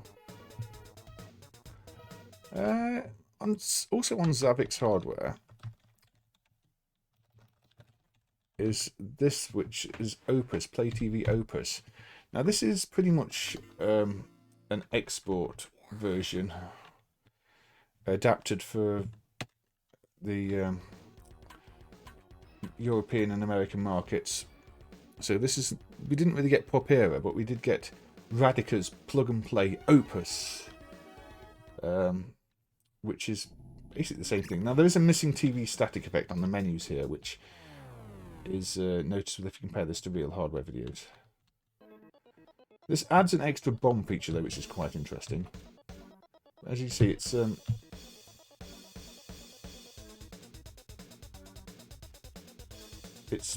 Popira, isn't it? But not Popira. This plug and play is not the most common one. People seem to be asking a lot of money for it these days, which is unfortunate, because I think the PAL version still isn't done, because we've seen ones with the Connect TV branding, and I can't find that in this ROM, so I think the PAL version's probably got a different ROM inside it. But even people in the UK are selling the American version as rare rather than the PAL version. So the PAL version is still missing in action. Dumping these isn't easy either. This doesn't have a real ROM inside. You have to wire stuff up to the PCBs. Okay. So yeah, start a smart bomb, which lets you just wipe out things on the screen if you want, but you've only got a limit number of those. I don't know if the tunes in this are in the other version. I specifically want to try the same song again, so turn the red ball on. I don't remember the red ball. I think the red ball is one you have to not hit. You've got you get a good selection of 16 songs in this. So we could do Hang On, which I don't think is going to be related to Hang On the game. Let's see what Hang On's like.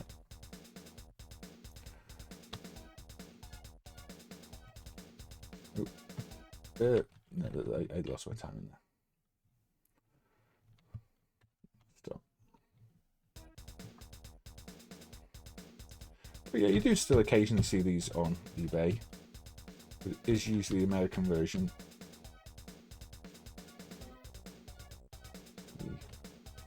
The regular UK one should be branded as Connect TV, I believe, not Play TV. What is the red ball? Am I meant to hit it? I don't remember.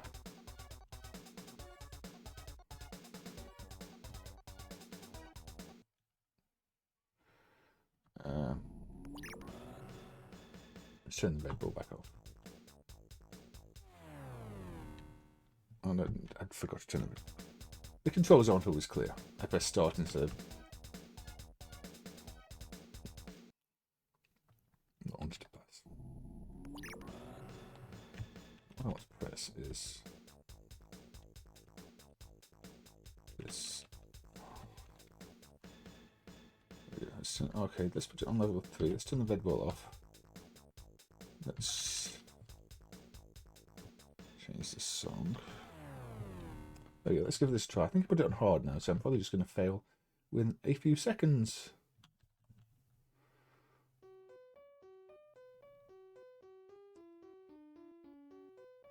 As I mentioned earlier, the Jackie Chan dance mapping. Okay. The Jackie Chan dance map thing has a similar game inside it too, but that is not yet emulated. I can't play on this difficulty level at all.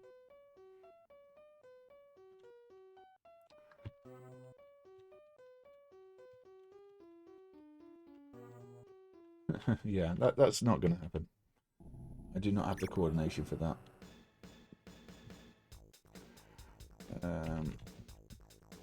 Level 2. Let's see if we can do level 2.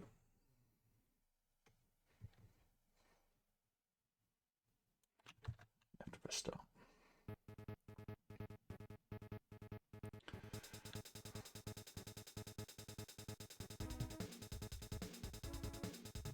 I'm assuming the gold balls are only in level 3 then, just to let people know you're playing on the most difficult level if they're watching. So I don't know why anybody would be at your house watching if they didn't already know that. This was before people were uploading videos to YouTube, so...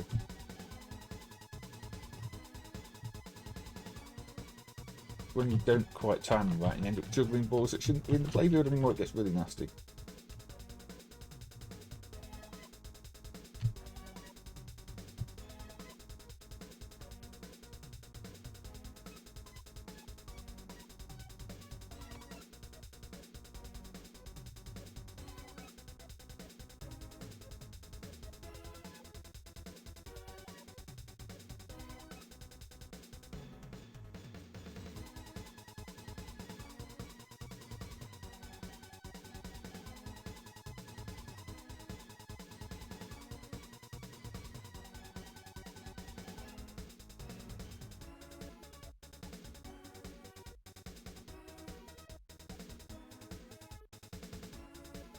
But yeah, I know there's been a lot of talk about music games in MAME lately, and even with that, these rarely get mentioned, and they're good fun.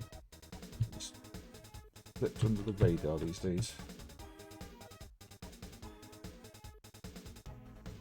I'm not surprised really, they were marketed as toys.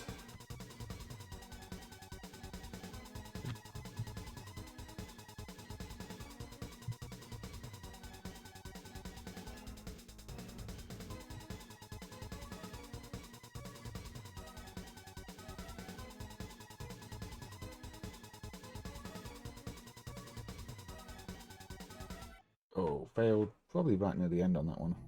I should have smart bombed. I always forget I've got the smart bomb. I get a high score, look at that. No, I don't want to continue. So yeah, that is Radical Play TV Opus. Shall we go back to dodgy Guitar Hero clones? I think we should. I think we should. I think we should. Okay, you've been warned. Dodgy Guitar Hero clone time. Go to the Guitar Star. Another plug and play. What I'm doing. Easy. How do I change? What's the next song? Oh, there we go. I've only got 3 different arenas on this one, oddly. Now this is one of the ones with the highway view. So,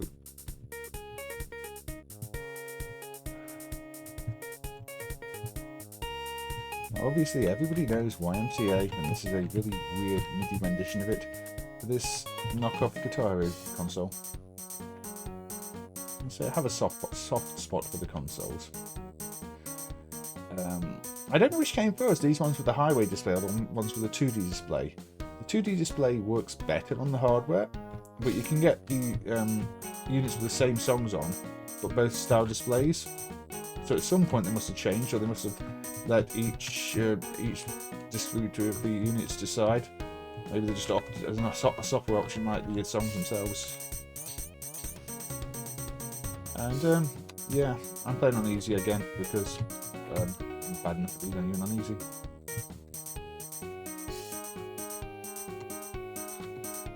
But being bad at the songs helps because, you know, if you're bad at the songs, then they don't get recognised by Twitch and YouTube. Unless, you know, you're actually doing well.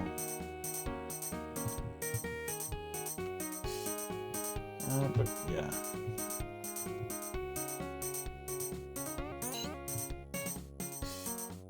Okay, no, nothing to be playing this bit. Nothing for me to play in this bit. But yeah, same like what, 6 or 7 frame animations in the background. Knockoff. I mean, this is much more obviously Guitar Hero knockoff. Everything about the presentation is. Which maybe I wonder if these came first, and then they maybe were told they're a bit too close, and make it a bit more distinct. Especially with this one only having the 3 backgrounds. Seems like an earlier version. Missed.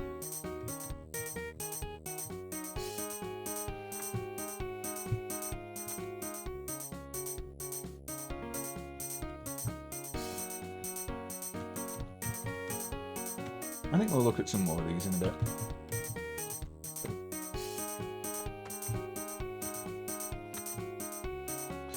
We do have guitar feed and things like that to look at too.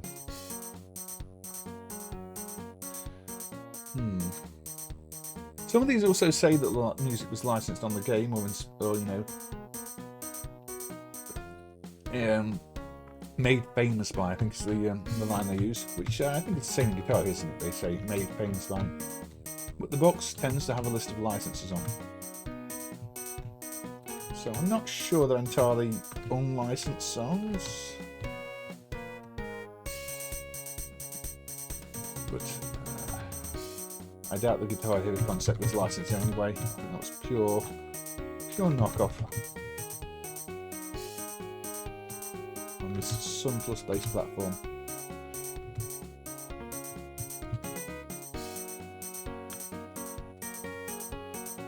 You know what though, if one of these was at an event, I would absolutely play it.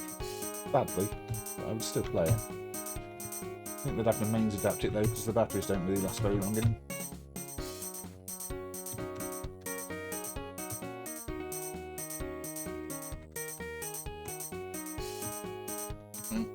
The time is terrible on it. It's not emulation either, the time is bad on hardware.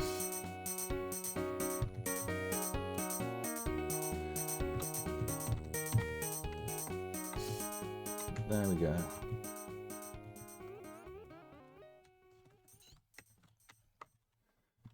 A bit of YMCA on a knockoff Guitar Hero game. Don't think we need to play it again though, but we can swap to a different one. Advanced Bright Limited, ABL Limited, 2007. Oh dear. Guitar Fever. keys. Yeah.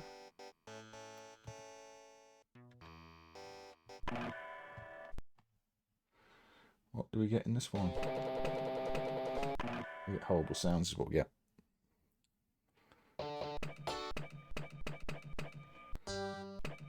Okay. I don't even get many songs. We can play Dance Dance on this stage. Oh, you see, this has the Hong Kong license information in it. So apparently this is somehow licensed. But this is Guitar Fever, which is a different game engine. Because people like to make rip-off guitar games. I seem to recall this one plays even worse than the others. So, yeah. Come on. Yeah, okay. Oh. Yeah, come on. This one just stops the sound if you stop playing, as you saw then. I lost focus on the window for some reason.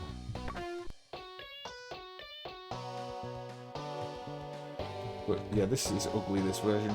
I much prefer the other game. Look at the way these scale so badly. Still has a one bar. Again, playing badly sometimes beneficial if you're streaming.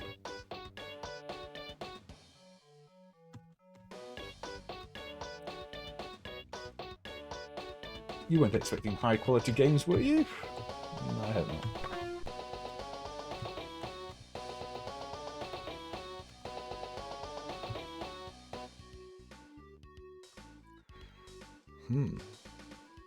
I kind of recognise the song.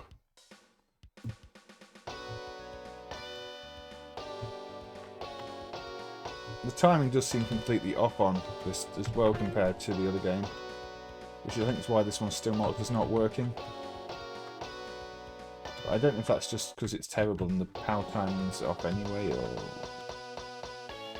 because the other guitar games on some floors the timing seems about right. This one, no.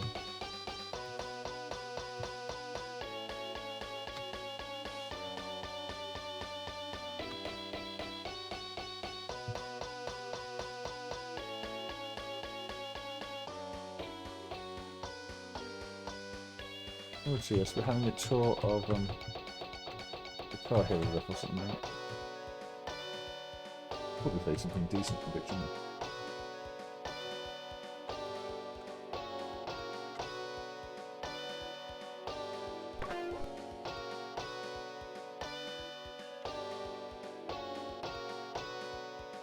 Ooh, Guitar Fever.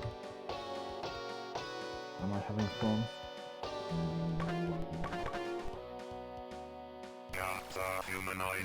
Hey, Gaza Dazza Bazza, thank you for following. Welcome, welcome. Just in time to see me play some knockoff guitar games badly again, which has turned into a theme for this stream. And yeah, then it finishes. So, Guitar Fever. Ashens has covered this one on his channel, actually. It's one of his early videos. He had to look at Guitar Fever. His words were not amazingly kind, from memory. I don't know any of the songs either from what I know. So, yeah, because this is arcade mode, I think you have to clear certain songs to get to the next stage. So, what about Guitar Superstar by Scenario?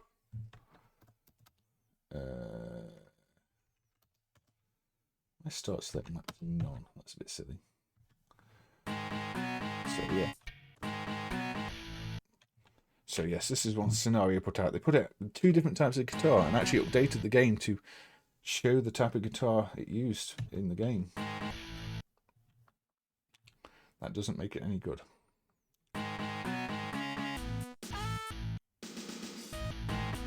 What shall we play? Shall we just play that Rocking Down the Highway? Now, these do seem to be knockoff songs because they sound very much like known songs, but they have fake titles.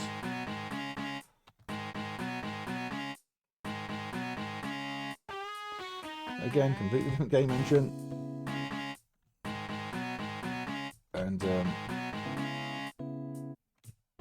Yeah, this one's probably one of the worst ones, to be honest.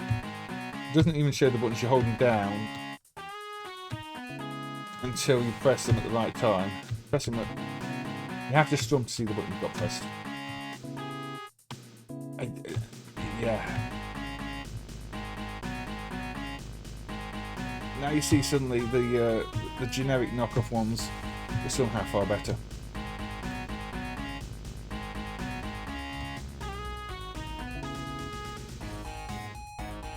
I think you might have to do something different on the long notes. I'm not sure.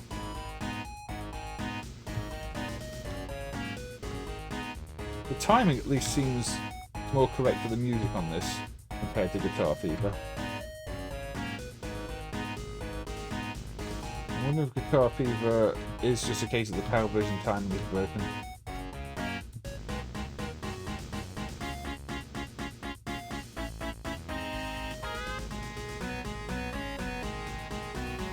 Yeah, this barely changes the music even when you miss the notes. But there we go. You can do those if you get them right.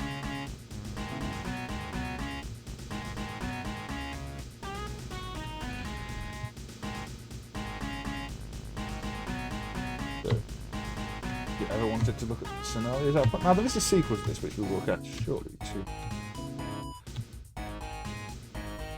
Which is much better from memory. This one's the most common one you'll find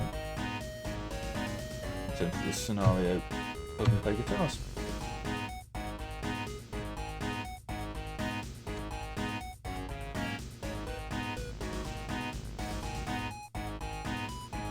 Again, I'm playing easy because the only way I'm going to actually survive any of the songs.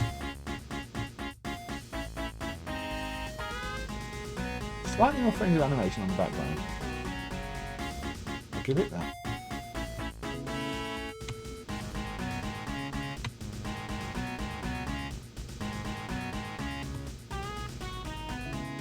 Turn me on.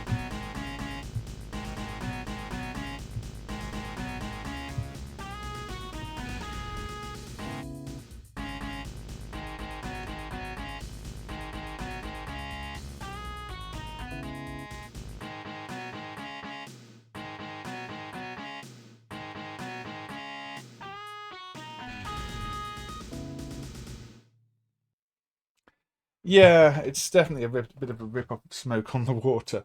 But I don't know. For some reason, Scenario are meant to be one of the more reputable companies, and I say that because they've got their fair share of bootleg products. But yeah, those songs and those are all clearly versions of better-known songs. What else we got? There's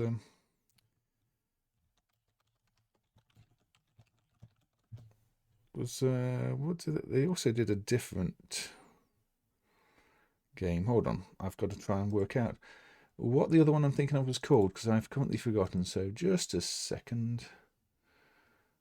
They did it on different hardware. Did it go in here? Nope, that's the. They did the Apprentice game. We're not going to play that one.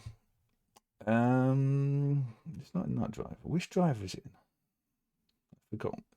There's so many of these Sun Plus drivers. It can be quite tricky to find the one you want at times.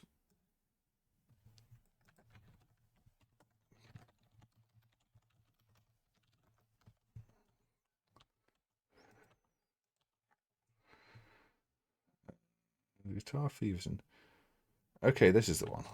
This is the one. Yeah, the sequel is the one that has the "You Take the Stage" subtitle in the game. So this is the 2009 version. You know, yes, 2009 is very difficult to believe for this type of thing, but here we go. Guitar Hero, You Take the Stage. We're not doing MP3. Wrong option. MP3 players. If you just want to plug an MP3 player into it.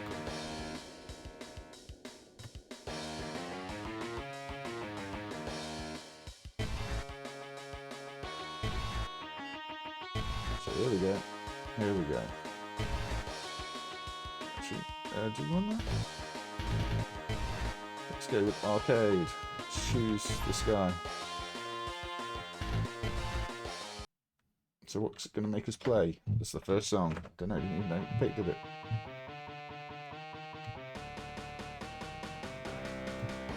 Yeah, they're still pretty rough presentation, but the timing feels a little better than the previous game.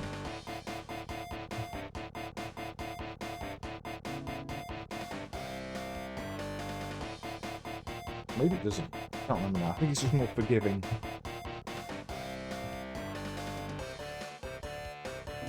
Yes, 2009. You know, PS3 generation. Yeah. Poor kids who got this instead of a real Guitar Hero.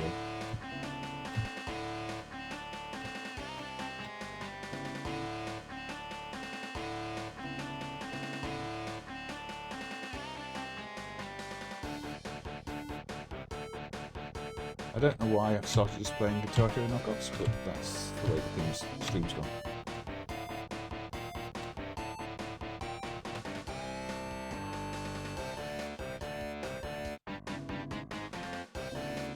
We're going for time. We're already over 2 hours. I suppose I should play 1 or 2 more things and then call this stream. I usually do about 2 or 3 hours.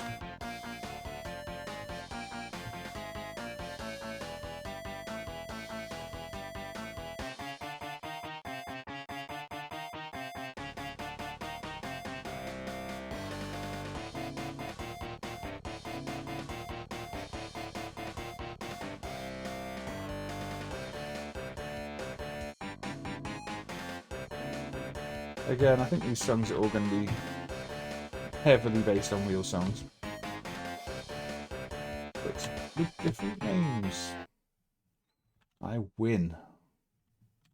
Yeah, this is just plays different songs in order. I think to get the song list up, we need to go into replay mode, and this is where.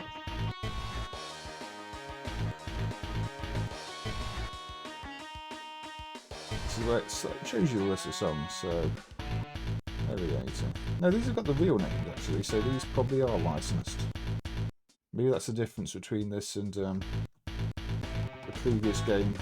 They actually licensed the songs for this one, but I don't know. It's still not the best to play. Hey Taz, welcome, welcome, welcome. Good to see you. So you've dropped in on me playing various music games, especially dodgy plug-and-play ones. I hope you're doing well. It was good to see you at Play Blackpool. And share a curry with you. Well, not share one curry, but go for a curry with you and Tara and Antaeus and the bullying guys. So, welcome. So yes, what other knockoff Guitar Hero games can we have a look at? I believe there was Guitar Buster. I think that works. I don't believe I spent several years of my life trying to get as many of these emulators as I could. This one's from 2012. We're getting ridiculous at this point.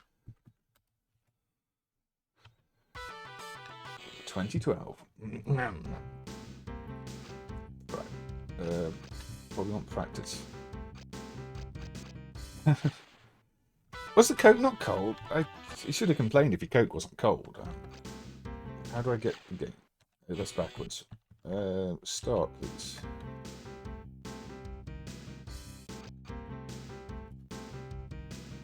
Oh, Strum is okay, right. These definitely aren't real songs, just Rockstar. Let's just play Rockstar in a rock game. So, yeah, I think we've just gone from bad to worse for these. Oh dear.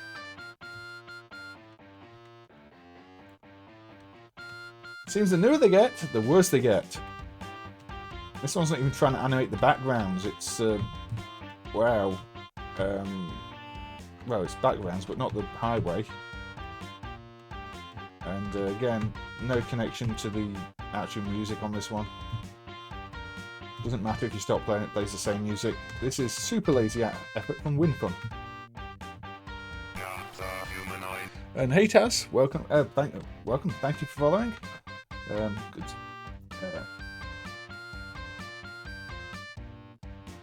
I mean, the food did take forever to come. Unfortunately, that's the only bad thing I can really say about the place. It was good, but we went about an hour and a half for the food, I'd say. And okay, there were 8 of us, and it was fairly busy. But the other group said the same thing. Their food took hours to come.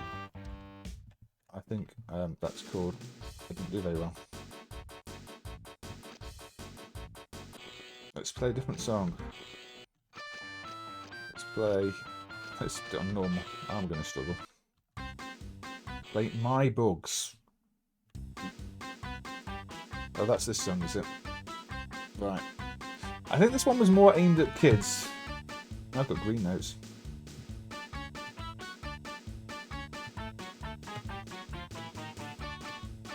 Oh, combo, look. Combo.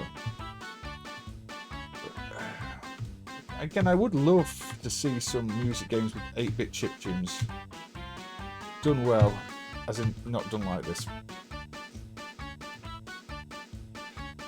2012. What else was on the market in 2012? Definitely better games than this.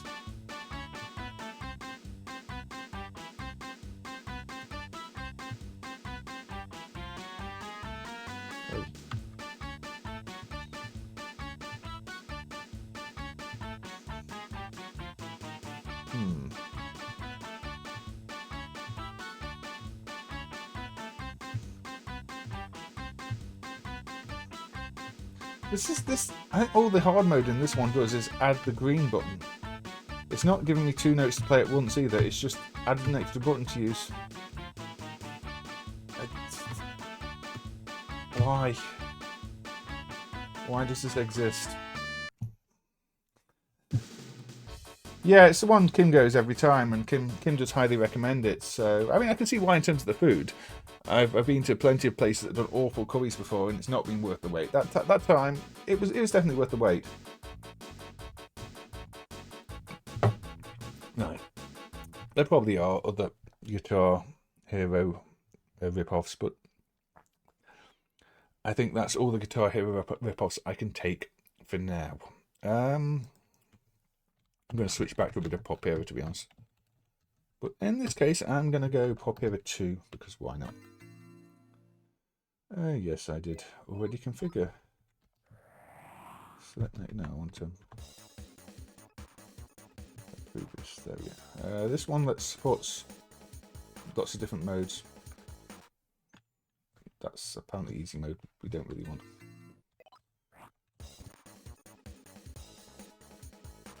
Okay, that's got the bombs in it like Opus. We've got a bit of selection of built-in songs. We've got 10 built-in songs. Let's just go with song number 5. Yeah, Rocksmith. My brother had Rocksmith. I think he might still have it for the PS3. Oh wait, you don't hit the bombs.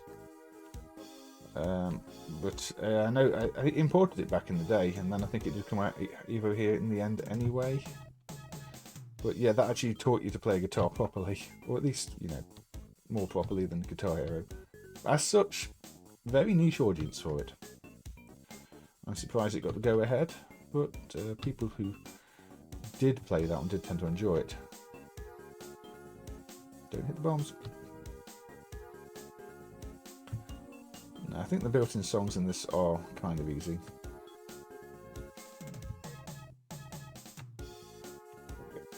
I think they're all different to the built-in Popira. We didn't hit that one.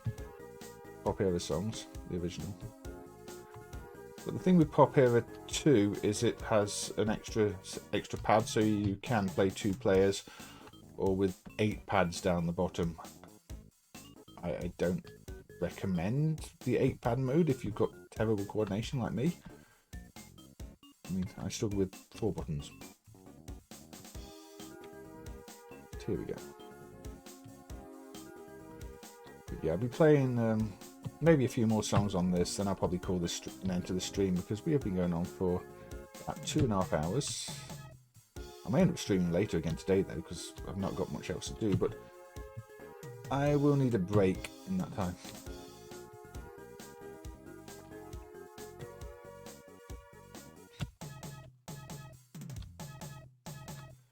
So that's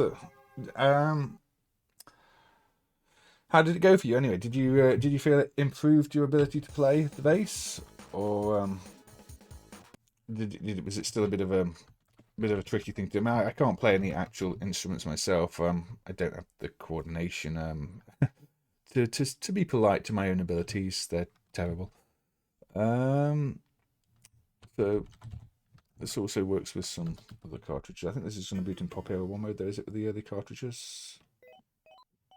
That's the thing with Popira 2. If you use a really early cartridge, it will boot as Popira 1, because the earlier cartridges don't have Popira 2 full support, whereas the later ones do.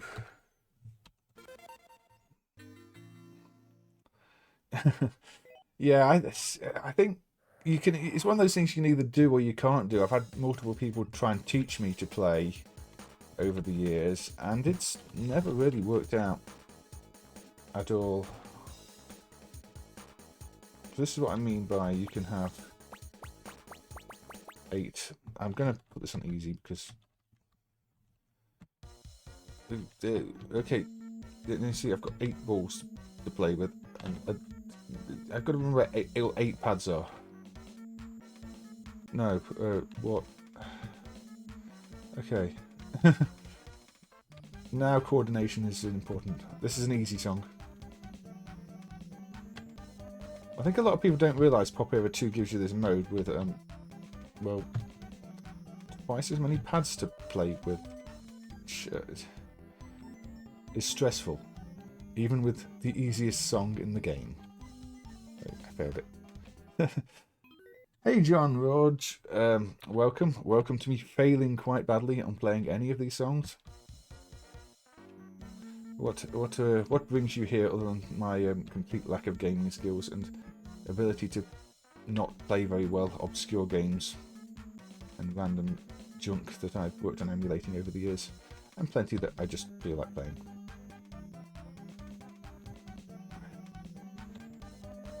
Now again, the 2-pad aspect on this also means you can play it as a versus game. There's a versus mode on this, unlike the original Popira.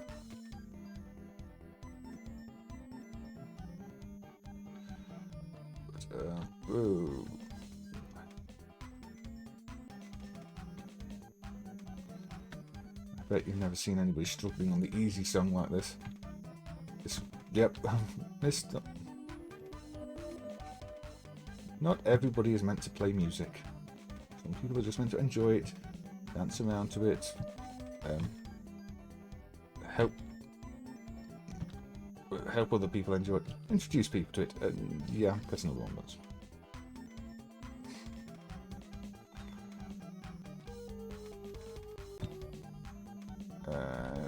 There. I'm just going to hit as many keys as possible and hope I hit the right one. Oh, I finished the song at least. Ah, okay. Yeah, I finished the song. I finished the song. All the way there. I had 2 lives left. Yeah, I started the video a bit of main work, in the sense that I looked at the new Pack and Bang Bang dump, which is supposedly the final version of the game, and then just sort of went down a rabbit hole of playing random music games. I should actually probably talk about something though, from the previous release, actually. From the previous release, if I can find the set name. Hold on.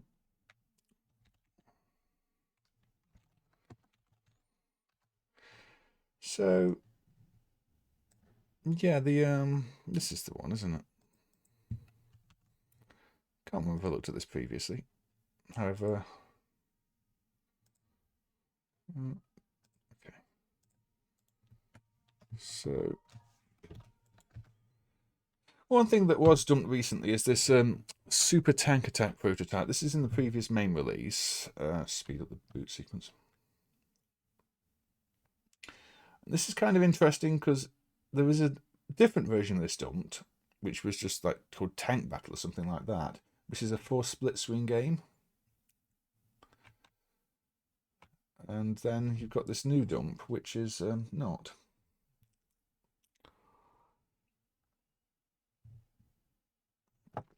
Ah, is that on the Discord? I don't think you can post links in the chat by default. If you post it on the Discord, Tara's Discord, then I'll probably see it.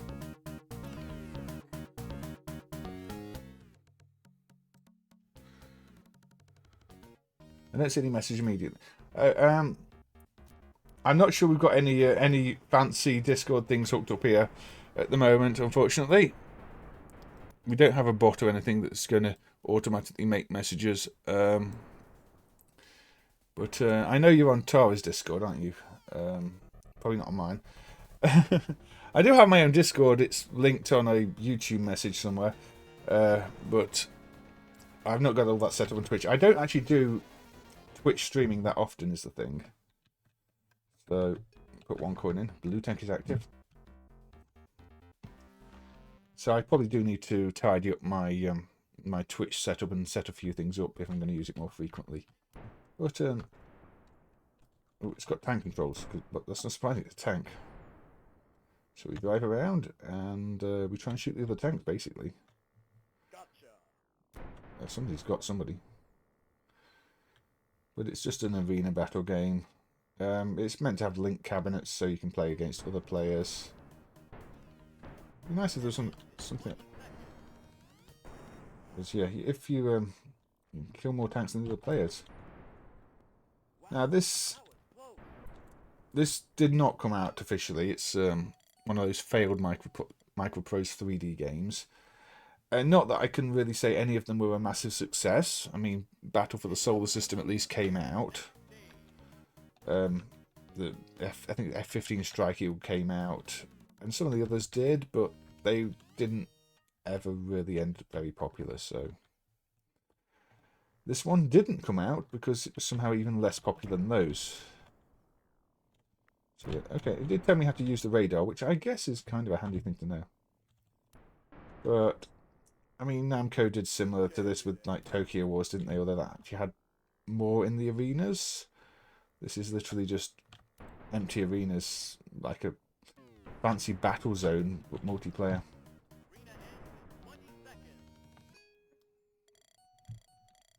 But yeah, this new set has a full screen play. So if you're not playing as 2 players, you at least get the full screen to yourself. Whereas the previous tank battle set, which was the only one done before, was always 4 split screen, which I don't think arcade games should ever be 4 split screen. It's not a good look. I mean, you can talk about all the ones that did it, things like Spy Hunter 2, which is always split screen, and most of the time it just ends up games that, well, you've wasted half the screen. Split screen works really well for games at home, but in an arcade you want link cabinets or you want, you know, something a bit fancier. Then, oh, here's split screen all the time. You've got no choice in the matter. So I think this design potentially would have worked better. Probably shouldn't have driven into the spawn point. What did I do?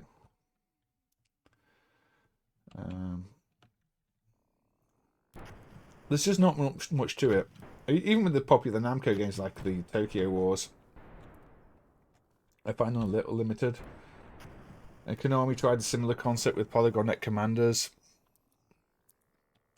Again, didn't find much success with it.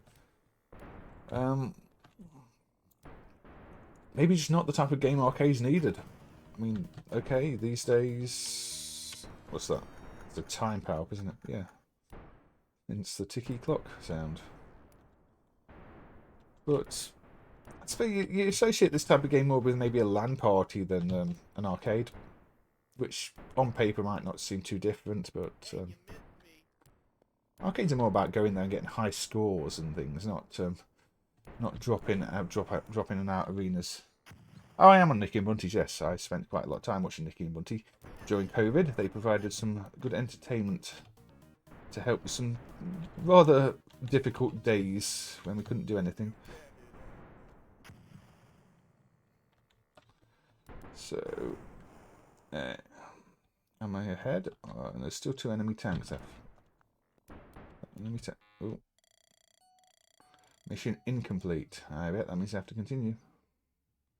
Yeah, they are. They are good people. It's a shame they don't make it to places like Play Expo, but I think it's a bit out of the way for them. They're probably closer ones to them. My name's AAE. Lets me enter stuff that's not even in the box. So yeah, that was, say, the newly dumped version of the prototype. I probably will quickly look at the older version of the prototype that has been in MAME for a lot longer. The other reason to look at this driver again is the sound works again. For a long time, there was a pretty bad sound regression with these things, and the sound didn't work at all in MAME. So it's like having a new set of drivers again. Yeah, she's a good person, as is Bunty, and they've offered to send me things in the past if I want to get them for emulation purposes as well. So she did go to Blackpool. I must have missed her. Oh, it was a year I wasn't there. It was this year or another year? I probably missed her if she was there then, or I didn't recognise her. So this is the, I'm assuming, older build. I think the build dates are on the set names of this tank battle game, and it looks kind of similar. As you can see, it's always split screen.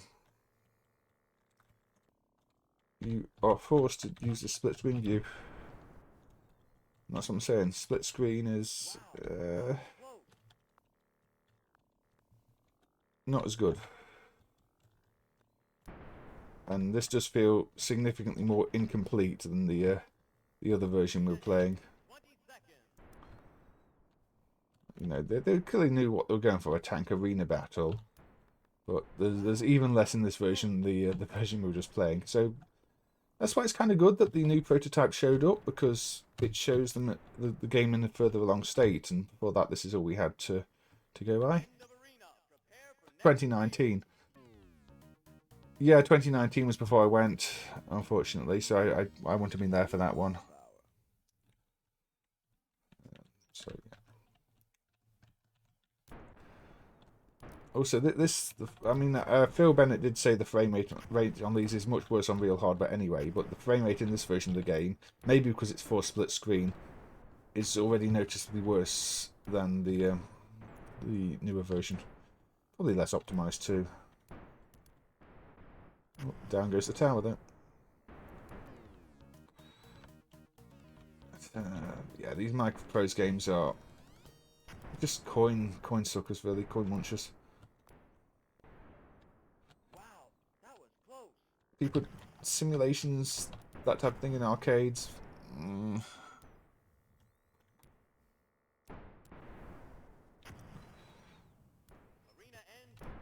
Not the best fit. 20 seconds. I don't even know. It's not even communicating very well what the win conditions are. I think I'm blue, but how many points? Can't blow up building. Oh, no, you can blow up the building. If you blow up the building, it just goes black. So, war update.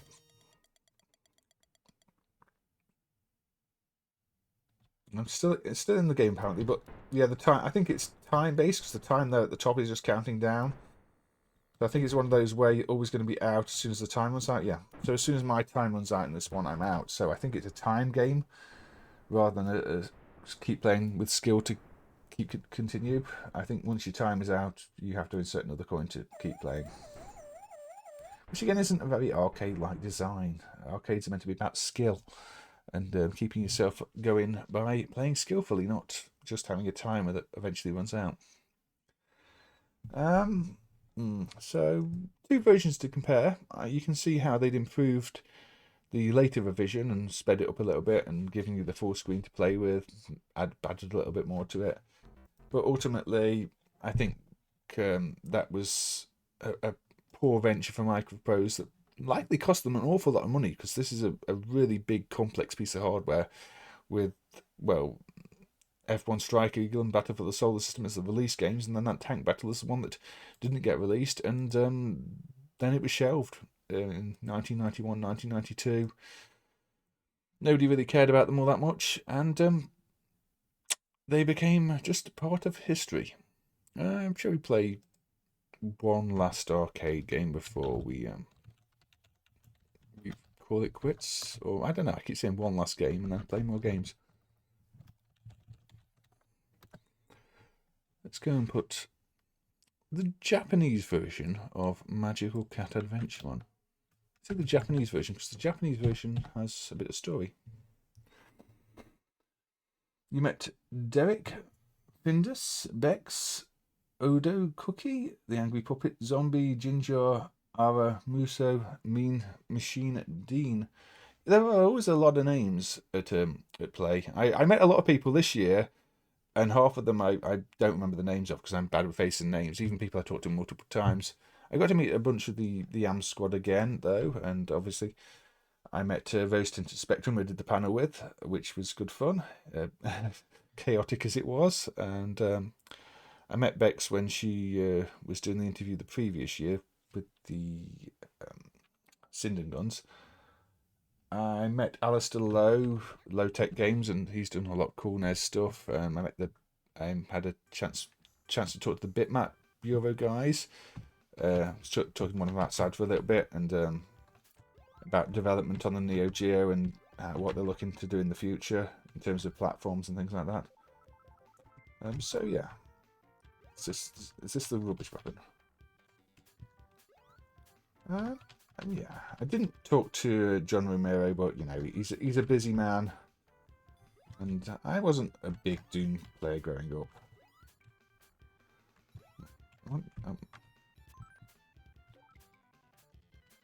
But yeah, who else did I talk to? I talked to some of the Wave Game Studio guys. I talked to the guy who gave me a book about Games Master, and I've forgotten his name already, which is terrible, but I think it's Stephen something. I should really check. But he was cool. Talking about Games Master and his other books. Got to see Nag Graham, who just say the Amiga stuff. Who else? Lots and lots of people.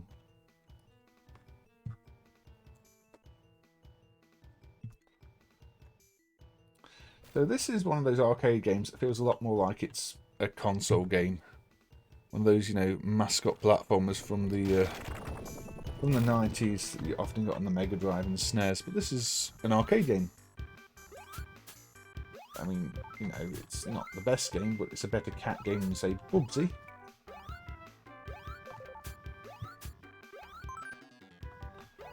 Reminds me a little bit of Ghosts and Goblins when you've got all these power-ups and some of them are kind of useless. Or Ghouls and Ghosts even. Oh, both of them. And, yes, it's sort of a spinning thing like that. Which is very Sonic-like. I'm not going to say Awesome Possum-like, because that would be an insult. I want this weapon. It's also one of those where some of the weapons are almost entirely useless, like any mascot platform.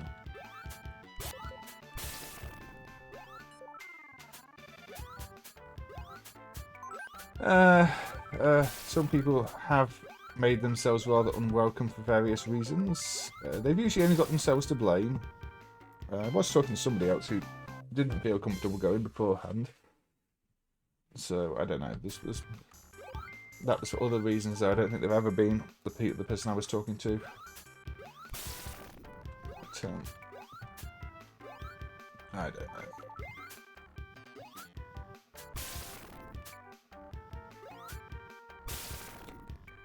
But yeah, if you're part of a community, you know, you do have a level of responsibility, I think, and some people have made themselves a little unwelcome over the years by abusing that position, I'd say. It's a shame. It's not something we want to see happen, but it is something that happens. I'm doing really, really badly at this game. The second level with a pirate ship. What was the second left of the castle? I think it's because I'm chatting and playing.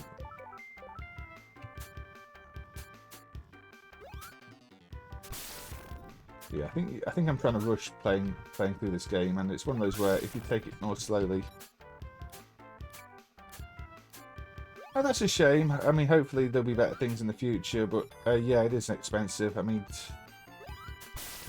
you know, even just the train up there's, well, you know, 80 quid's worth of train tickets.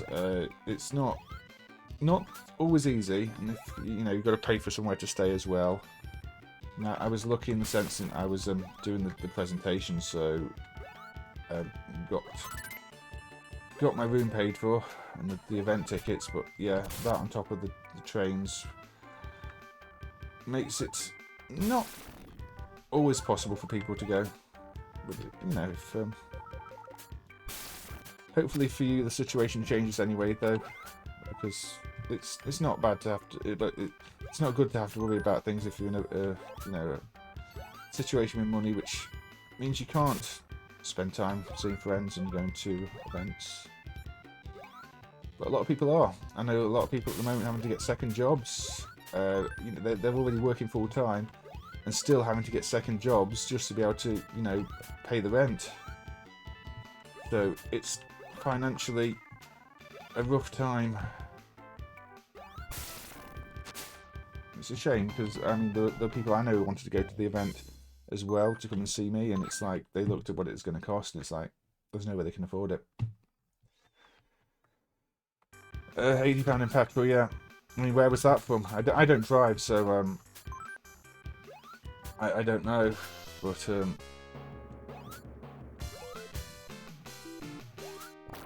it was 80 quid on the train, and that was, I mean, the train journey was about 3.5 hours, four different trains.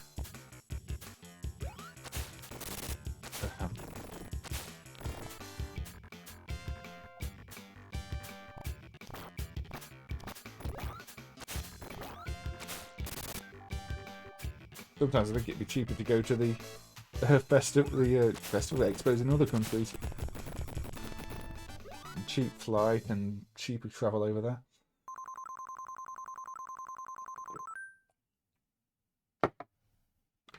But I don't know. I imagine even flying is a bit expensive these days. I didn't get my level order confused. I thought this was going to be the castle or the ghost ship.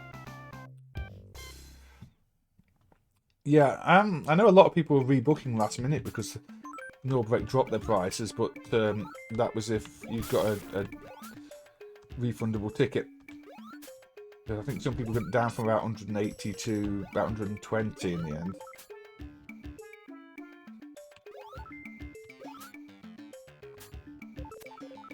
But the problem is the Norbreak, yeah, they take advantage, I think, and hike their prices when there's an event, as does everywhere else.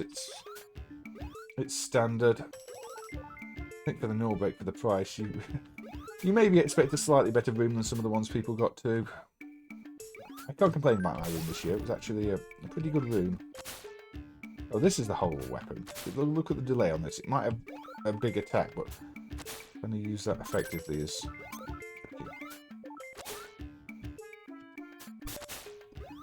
I mean, I enjoyed myself. I think the state of the Norbreak is kind of a bit of the charm, which is why I don't mind staying there.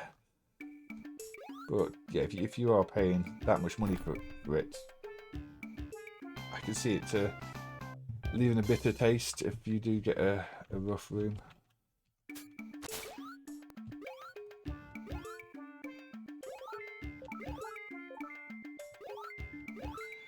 But we had a nice time. We had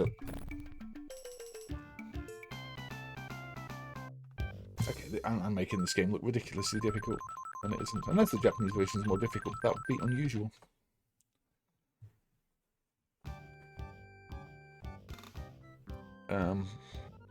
Ooh, I'm 2 hours 40 minutes now.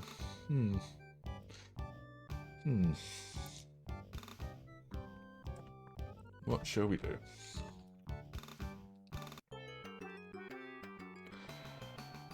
Ooh.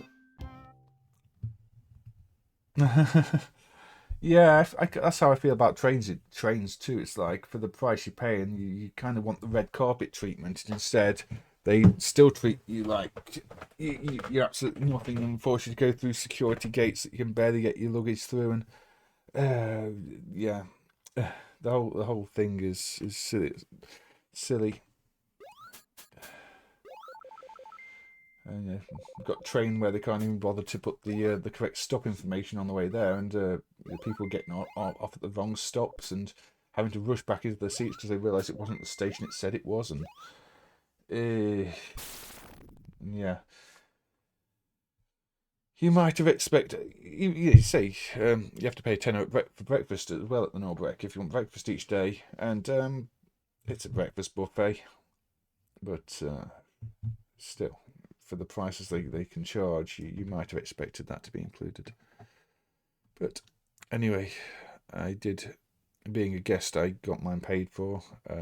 I would definitely feel a bit if I was, as having to pay that type of price myself. But I don't know. It's just everything is expensive these days. What we're gonna do? What we're gonna do? What we're gonna do?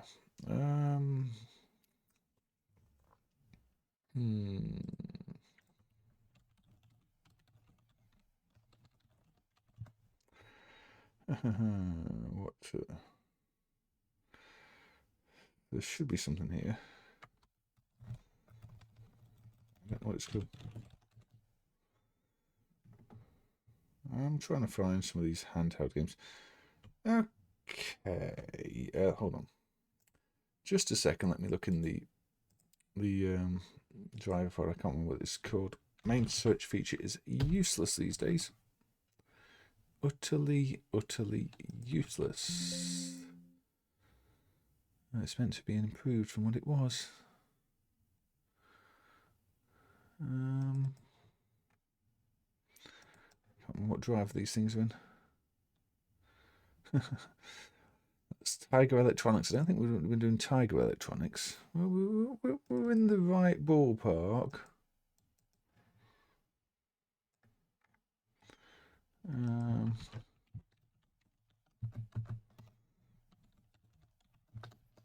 Okay. Okay, let's play.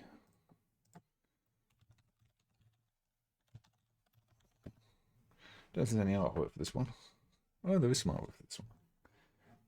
Nice. Let's resize this a bit so it can be seen.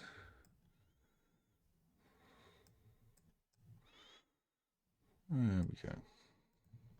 Let's play the handheld Gradius game. Still a bit small, actually.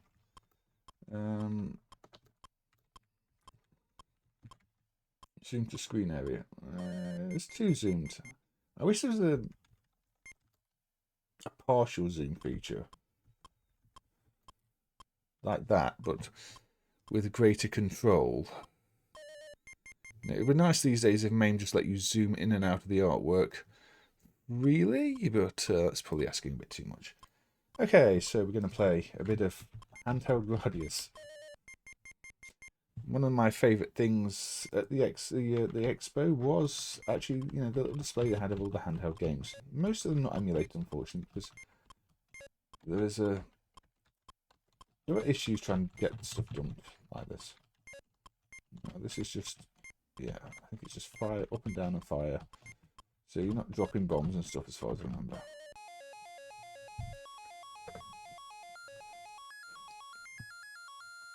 Okay, tune. Yeah, the shop across the road was pretty good. I went there for a roll one of the days. The staff were friendly, and I think that was on the Sunday because the chippy was also closed. So it's like I'll get a roll, and I was pleasantly impressed. Quite a lot of people doing the same thing, to be honest. So this is just up and down fire. Hey ZZ Unknown, welcome. Hope you're doing well. One thing I do like on Twitch is it does tell you when somebody's the first time chatter. With YouTube, I have to try and remember if I've seen somebody before, but I can tell because it doesn't say you're the first time chatter that you have a message here for ZZZ unknown, and I seem to remember that too. So yeah, handheld games get quite a bad reputation because of some of the tied ones that are terrible. But when the developers just try to do a simple concept like a shoot 'em up, or the Game and Watch style ones, which were all simple concepts done well, they work well. They're perfectly playable. Obviously, it's nothing like full-scale Gradius because it's just images on a background in fixed positions. But you have a playable little game. And the Konami ones often use technology that can be dumped and emulated. So there's a decent collection of these Konami handhelds in MAME too.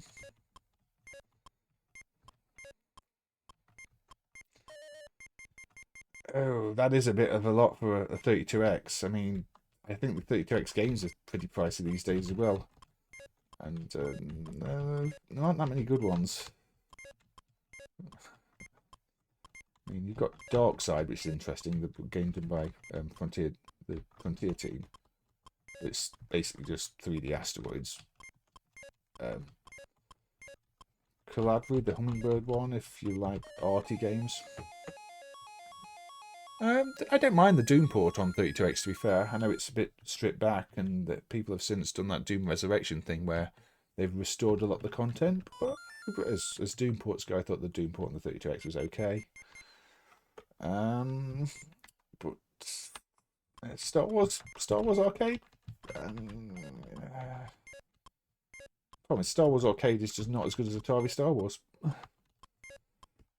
as much as you want it to be. At least the 32X version works better in MAME than the arcade version. The arcade version of Star Wars Arcade. Well, I say the arcade version of Star Wars Arcade. The arcade wasn't actually called Star Wars Arcade. It's an arcade game, but the home version was called Star Wars Arcade. But for some reason, people now call the arcade version Star Wars Arcade, including Babe. But if you look at the actual cabinet flyer and cabinet, it does not say arcade on it. It's just Sega Star Wars. But yeah, the 32X have put that. I mean, it was decent for an arcade port, but it's just a bit of a simple game. Might look at that in a bit, actually. There's not much else to see with Gradius handheld, is there?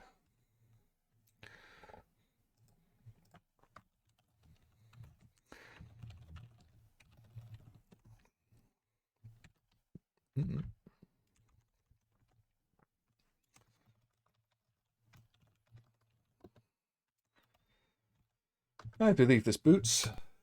It's Sega. Yeah, I suppose. I mean, this was what they were trying to use to sell the system with it back in the day. I remember the adverts for it. This and Virtual Racing Deluxe. It's funny how Sega did Galaxy Force 2 before this, and Galaxy Force 2 so much feels like a Star Wars game. But it isn't. So yes, we can play the 32X, or we can play the Star Wars arcade game. Okay, we're probably going to get copyrights on the music if I let it play. Yeah.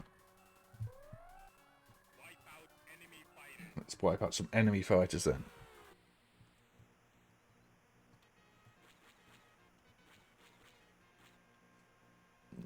They're behind me. And the keys. Slow down, it's behind.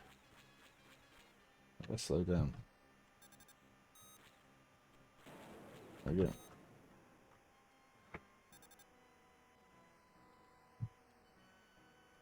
So there is it. I'm not very good at using the radar. Okay, so yeah, let's speed up and slow down. Fine. Okay. So yeah, they mapped the throttle to 2 buttons. Where is it? There. I missed them. I've never been good at this game. It's kind of an on-rail shooter that's not an on-rail shooter. You move between different on-rail segments, but you get a bit of free space combat at the same time, essentially. It is a bit different to the older Star Wars game. The Atari one, but the Atari one's always going to be a classic, whereas... not bad, but... I kind of want to play the Star Wars plug-and-play games now. I don't know which one though.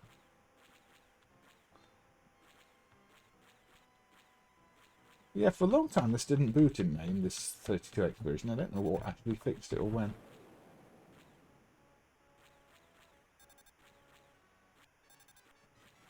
Oh, still loads of them to go because there's a counter there, isn't there? Where are you? Where are you? That's not one she can. Taking you out.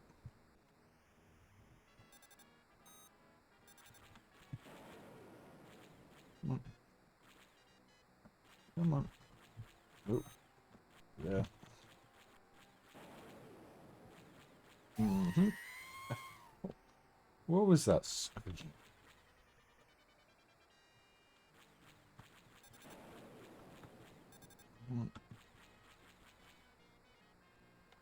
They haven't got the classic Star Wars music. I've never been good at space combat dogfight games though. Sega were making a few at this time, and they did Wing War as well, the arcade game, also on Model 1, which is not space dogfight, but it's still a dogfight game. Sega SD thingy, yeah, probably makes sense. In these days, a lot of the time, if you're working, you actually want to play games on the old systems, you're far better off with one of the flash cards or similar. It's just, I mean, I like buying original games, but there's no point in paying the aftermarket price on a lot of them. I mean, the money's not going to the developers, and you know there were Amiga games there for like 90 quid. I think it was Walker was 90 quid boxed, and it's like, yeah, I mean, oh dear, mission incomplete. I didn't kill them all in time. This is not how you meant to play Star Wars. Anyway, no. You underestimate the power of the dark side. I did. But yeah, if you want to play that, Virtual Racing Deluxe still doesn't work properly in the 32X drive in MAME, unfortunately, but the Star Wars game is perfectly playable.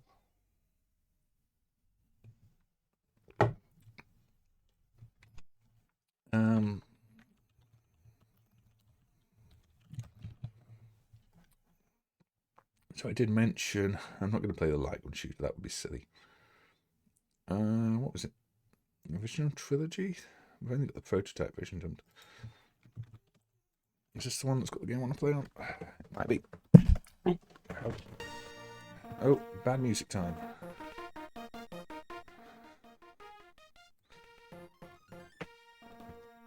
Well, not bad music as such, just a very dodgy rendition.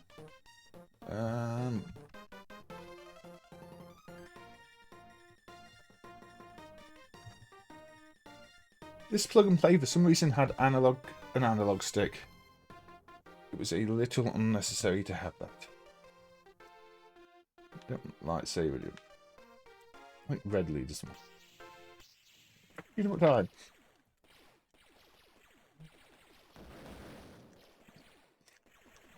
Let's blast some more TIE fighters.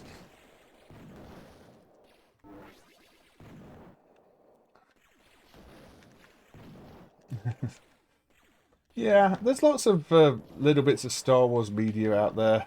But yeah, these plug-and-play games, they're not the best, but they're a little bit of entertainment, aren't they?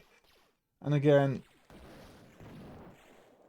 I think it's good that they're not going to become lost media either. Because the worst thing for me is when you have lost media that is somehow relevant for other reasons. And I think the entire of the Star Wars universe and anything associated with it is always going to be relevant. There's always going to be people who want to see what was created surrounding it. So having these JAKKS Star Wars games supported in MAME, to me, is a positive. Oop, that's the pause one. That's not what I want to do. Do I have to bomb this one? I can't remember. Does it just take lots of shots? Oh, there we go. Just a bit of a boss, I think.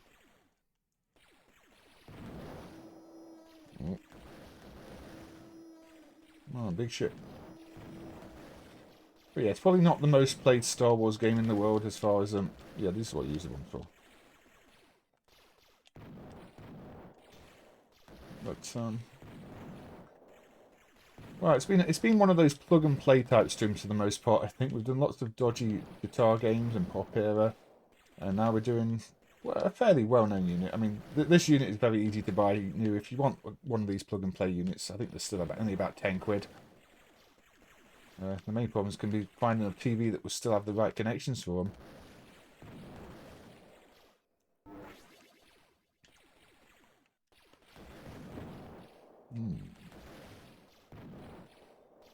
It's only a simple shoot 'em up. It's not going to challenge veterans of the genre.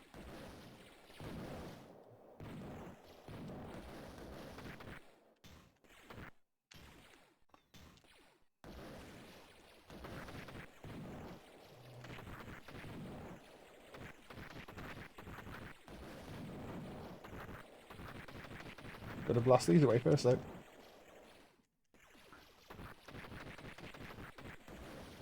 Then we can blast it.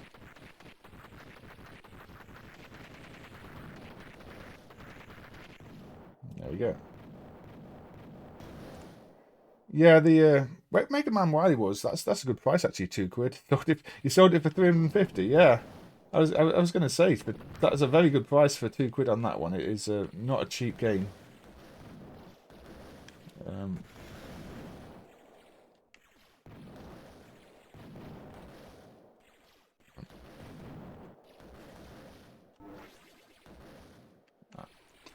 In terms of older games getting new releases, I'm quite glad that they've announced that Rainbow Cotton, the Dreamcast 3D Cotton game's getting a new release. Because I kind of like that, but also you do have to acknowledge that the Dreamcast controls on it were kind of bad. So hopefully the new version is much improved. It's a bit of... I think your bombs auto-use.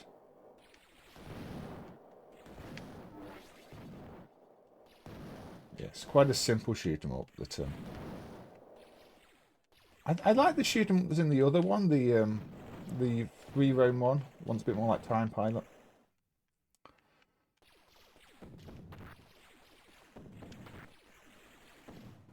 I got none of these. A little bit of a dog fight going on here. Oh.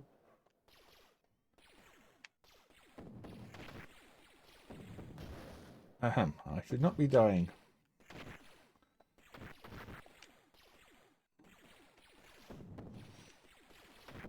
The controls are a little bit floaty though, because it's an analog stick. So it's probably why it's a good job. It's not the most challenging shooter otherwise.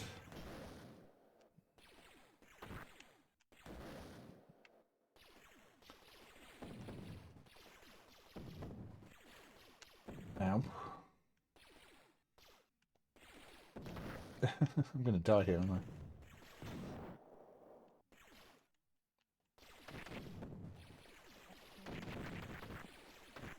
How many shots is this going to take? There we go. There we go, there we go, there we go. And we are almost on 3 hours. I didn't think I was going to be doing a full 3 hour for the stream, but it looks like I have. So, yeah, I think we had better call it after this. But nice having a chat with you anyway, Taz. I'd say didn't get to talk that much at Expo, but it was nice meeting you, and thank you for dropping in and having a chat here.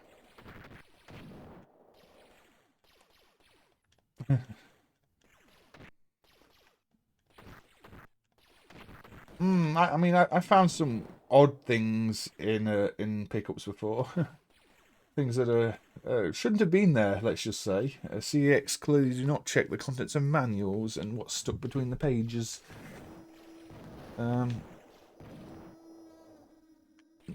not so much with car boot pickups. I know car boot pickups can still be a gold mine. Some prototypes and things like that of games have been found there too.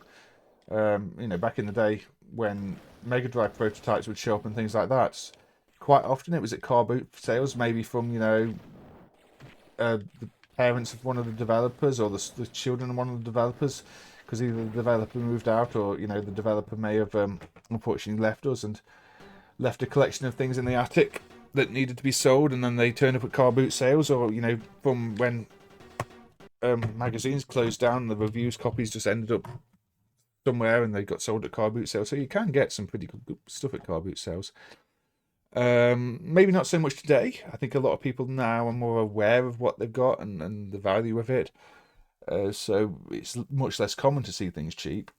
But yeah, back in the day, definitely things like that would show up on car boot sales. People just not being aware of what they've got, not really having any way to look it up online. But now, what's known and is missing is listed so in so many places online that anybody who finds anything that looks rare and is identifiable can just look at what they think they should be selling it for, unless they really don't know anything about it. In which case, maybe you'll still get a bargain, but it's much less common now.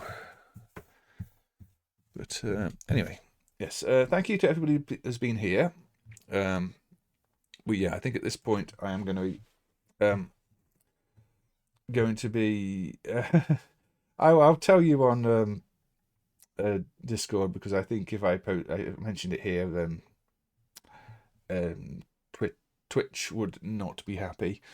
So yes, thank you for being here. Thanks, been good having a chat with you, and say thank you everybody else, John Rage, or John Rog, and ZZ Unknown, and Antaeus and Tara, who were here, Pika from earlier.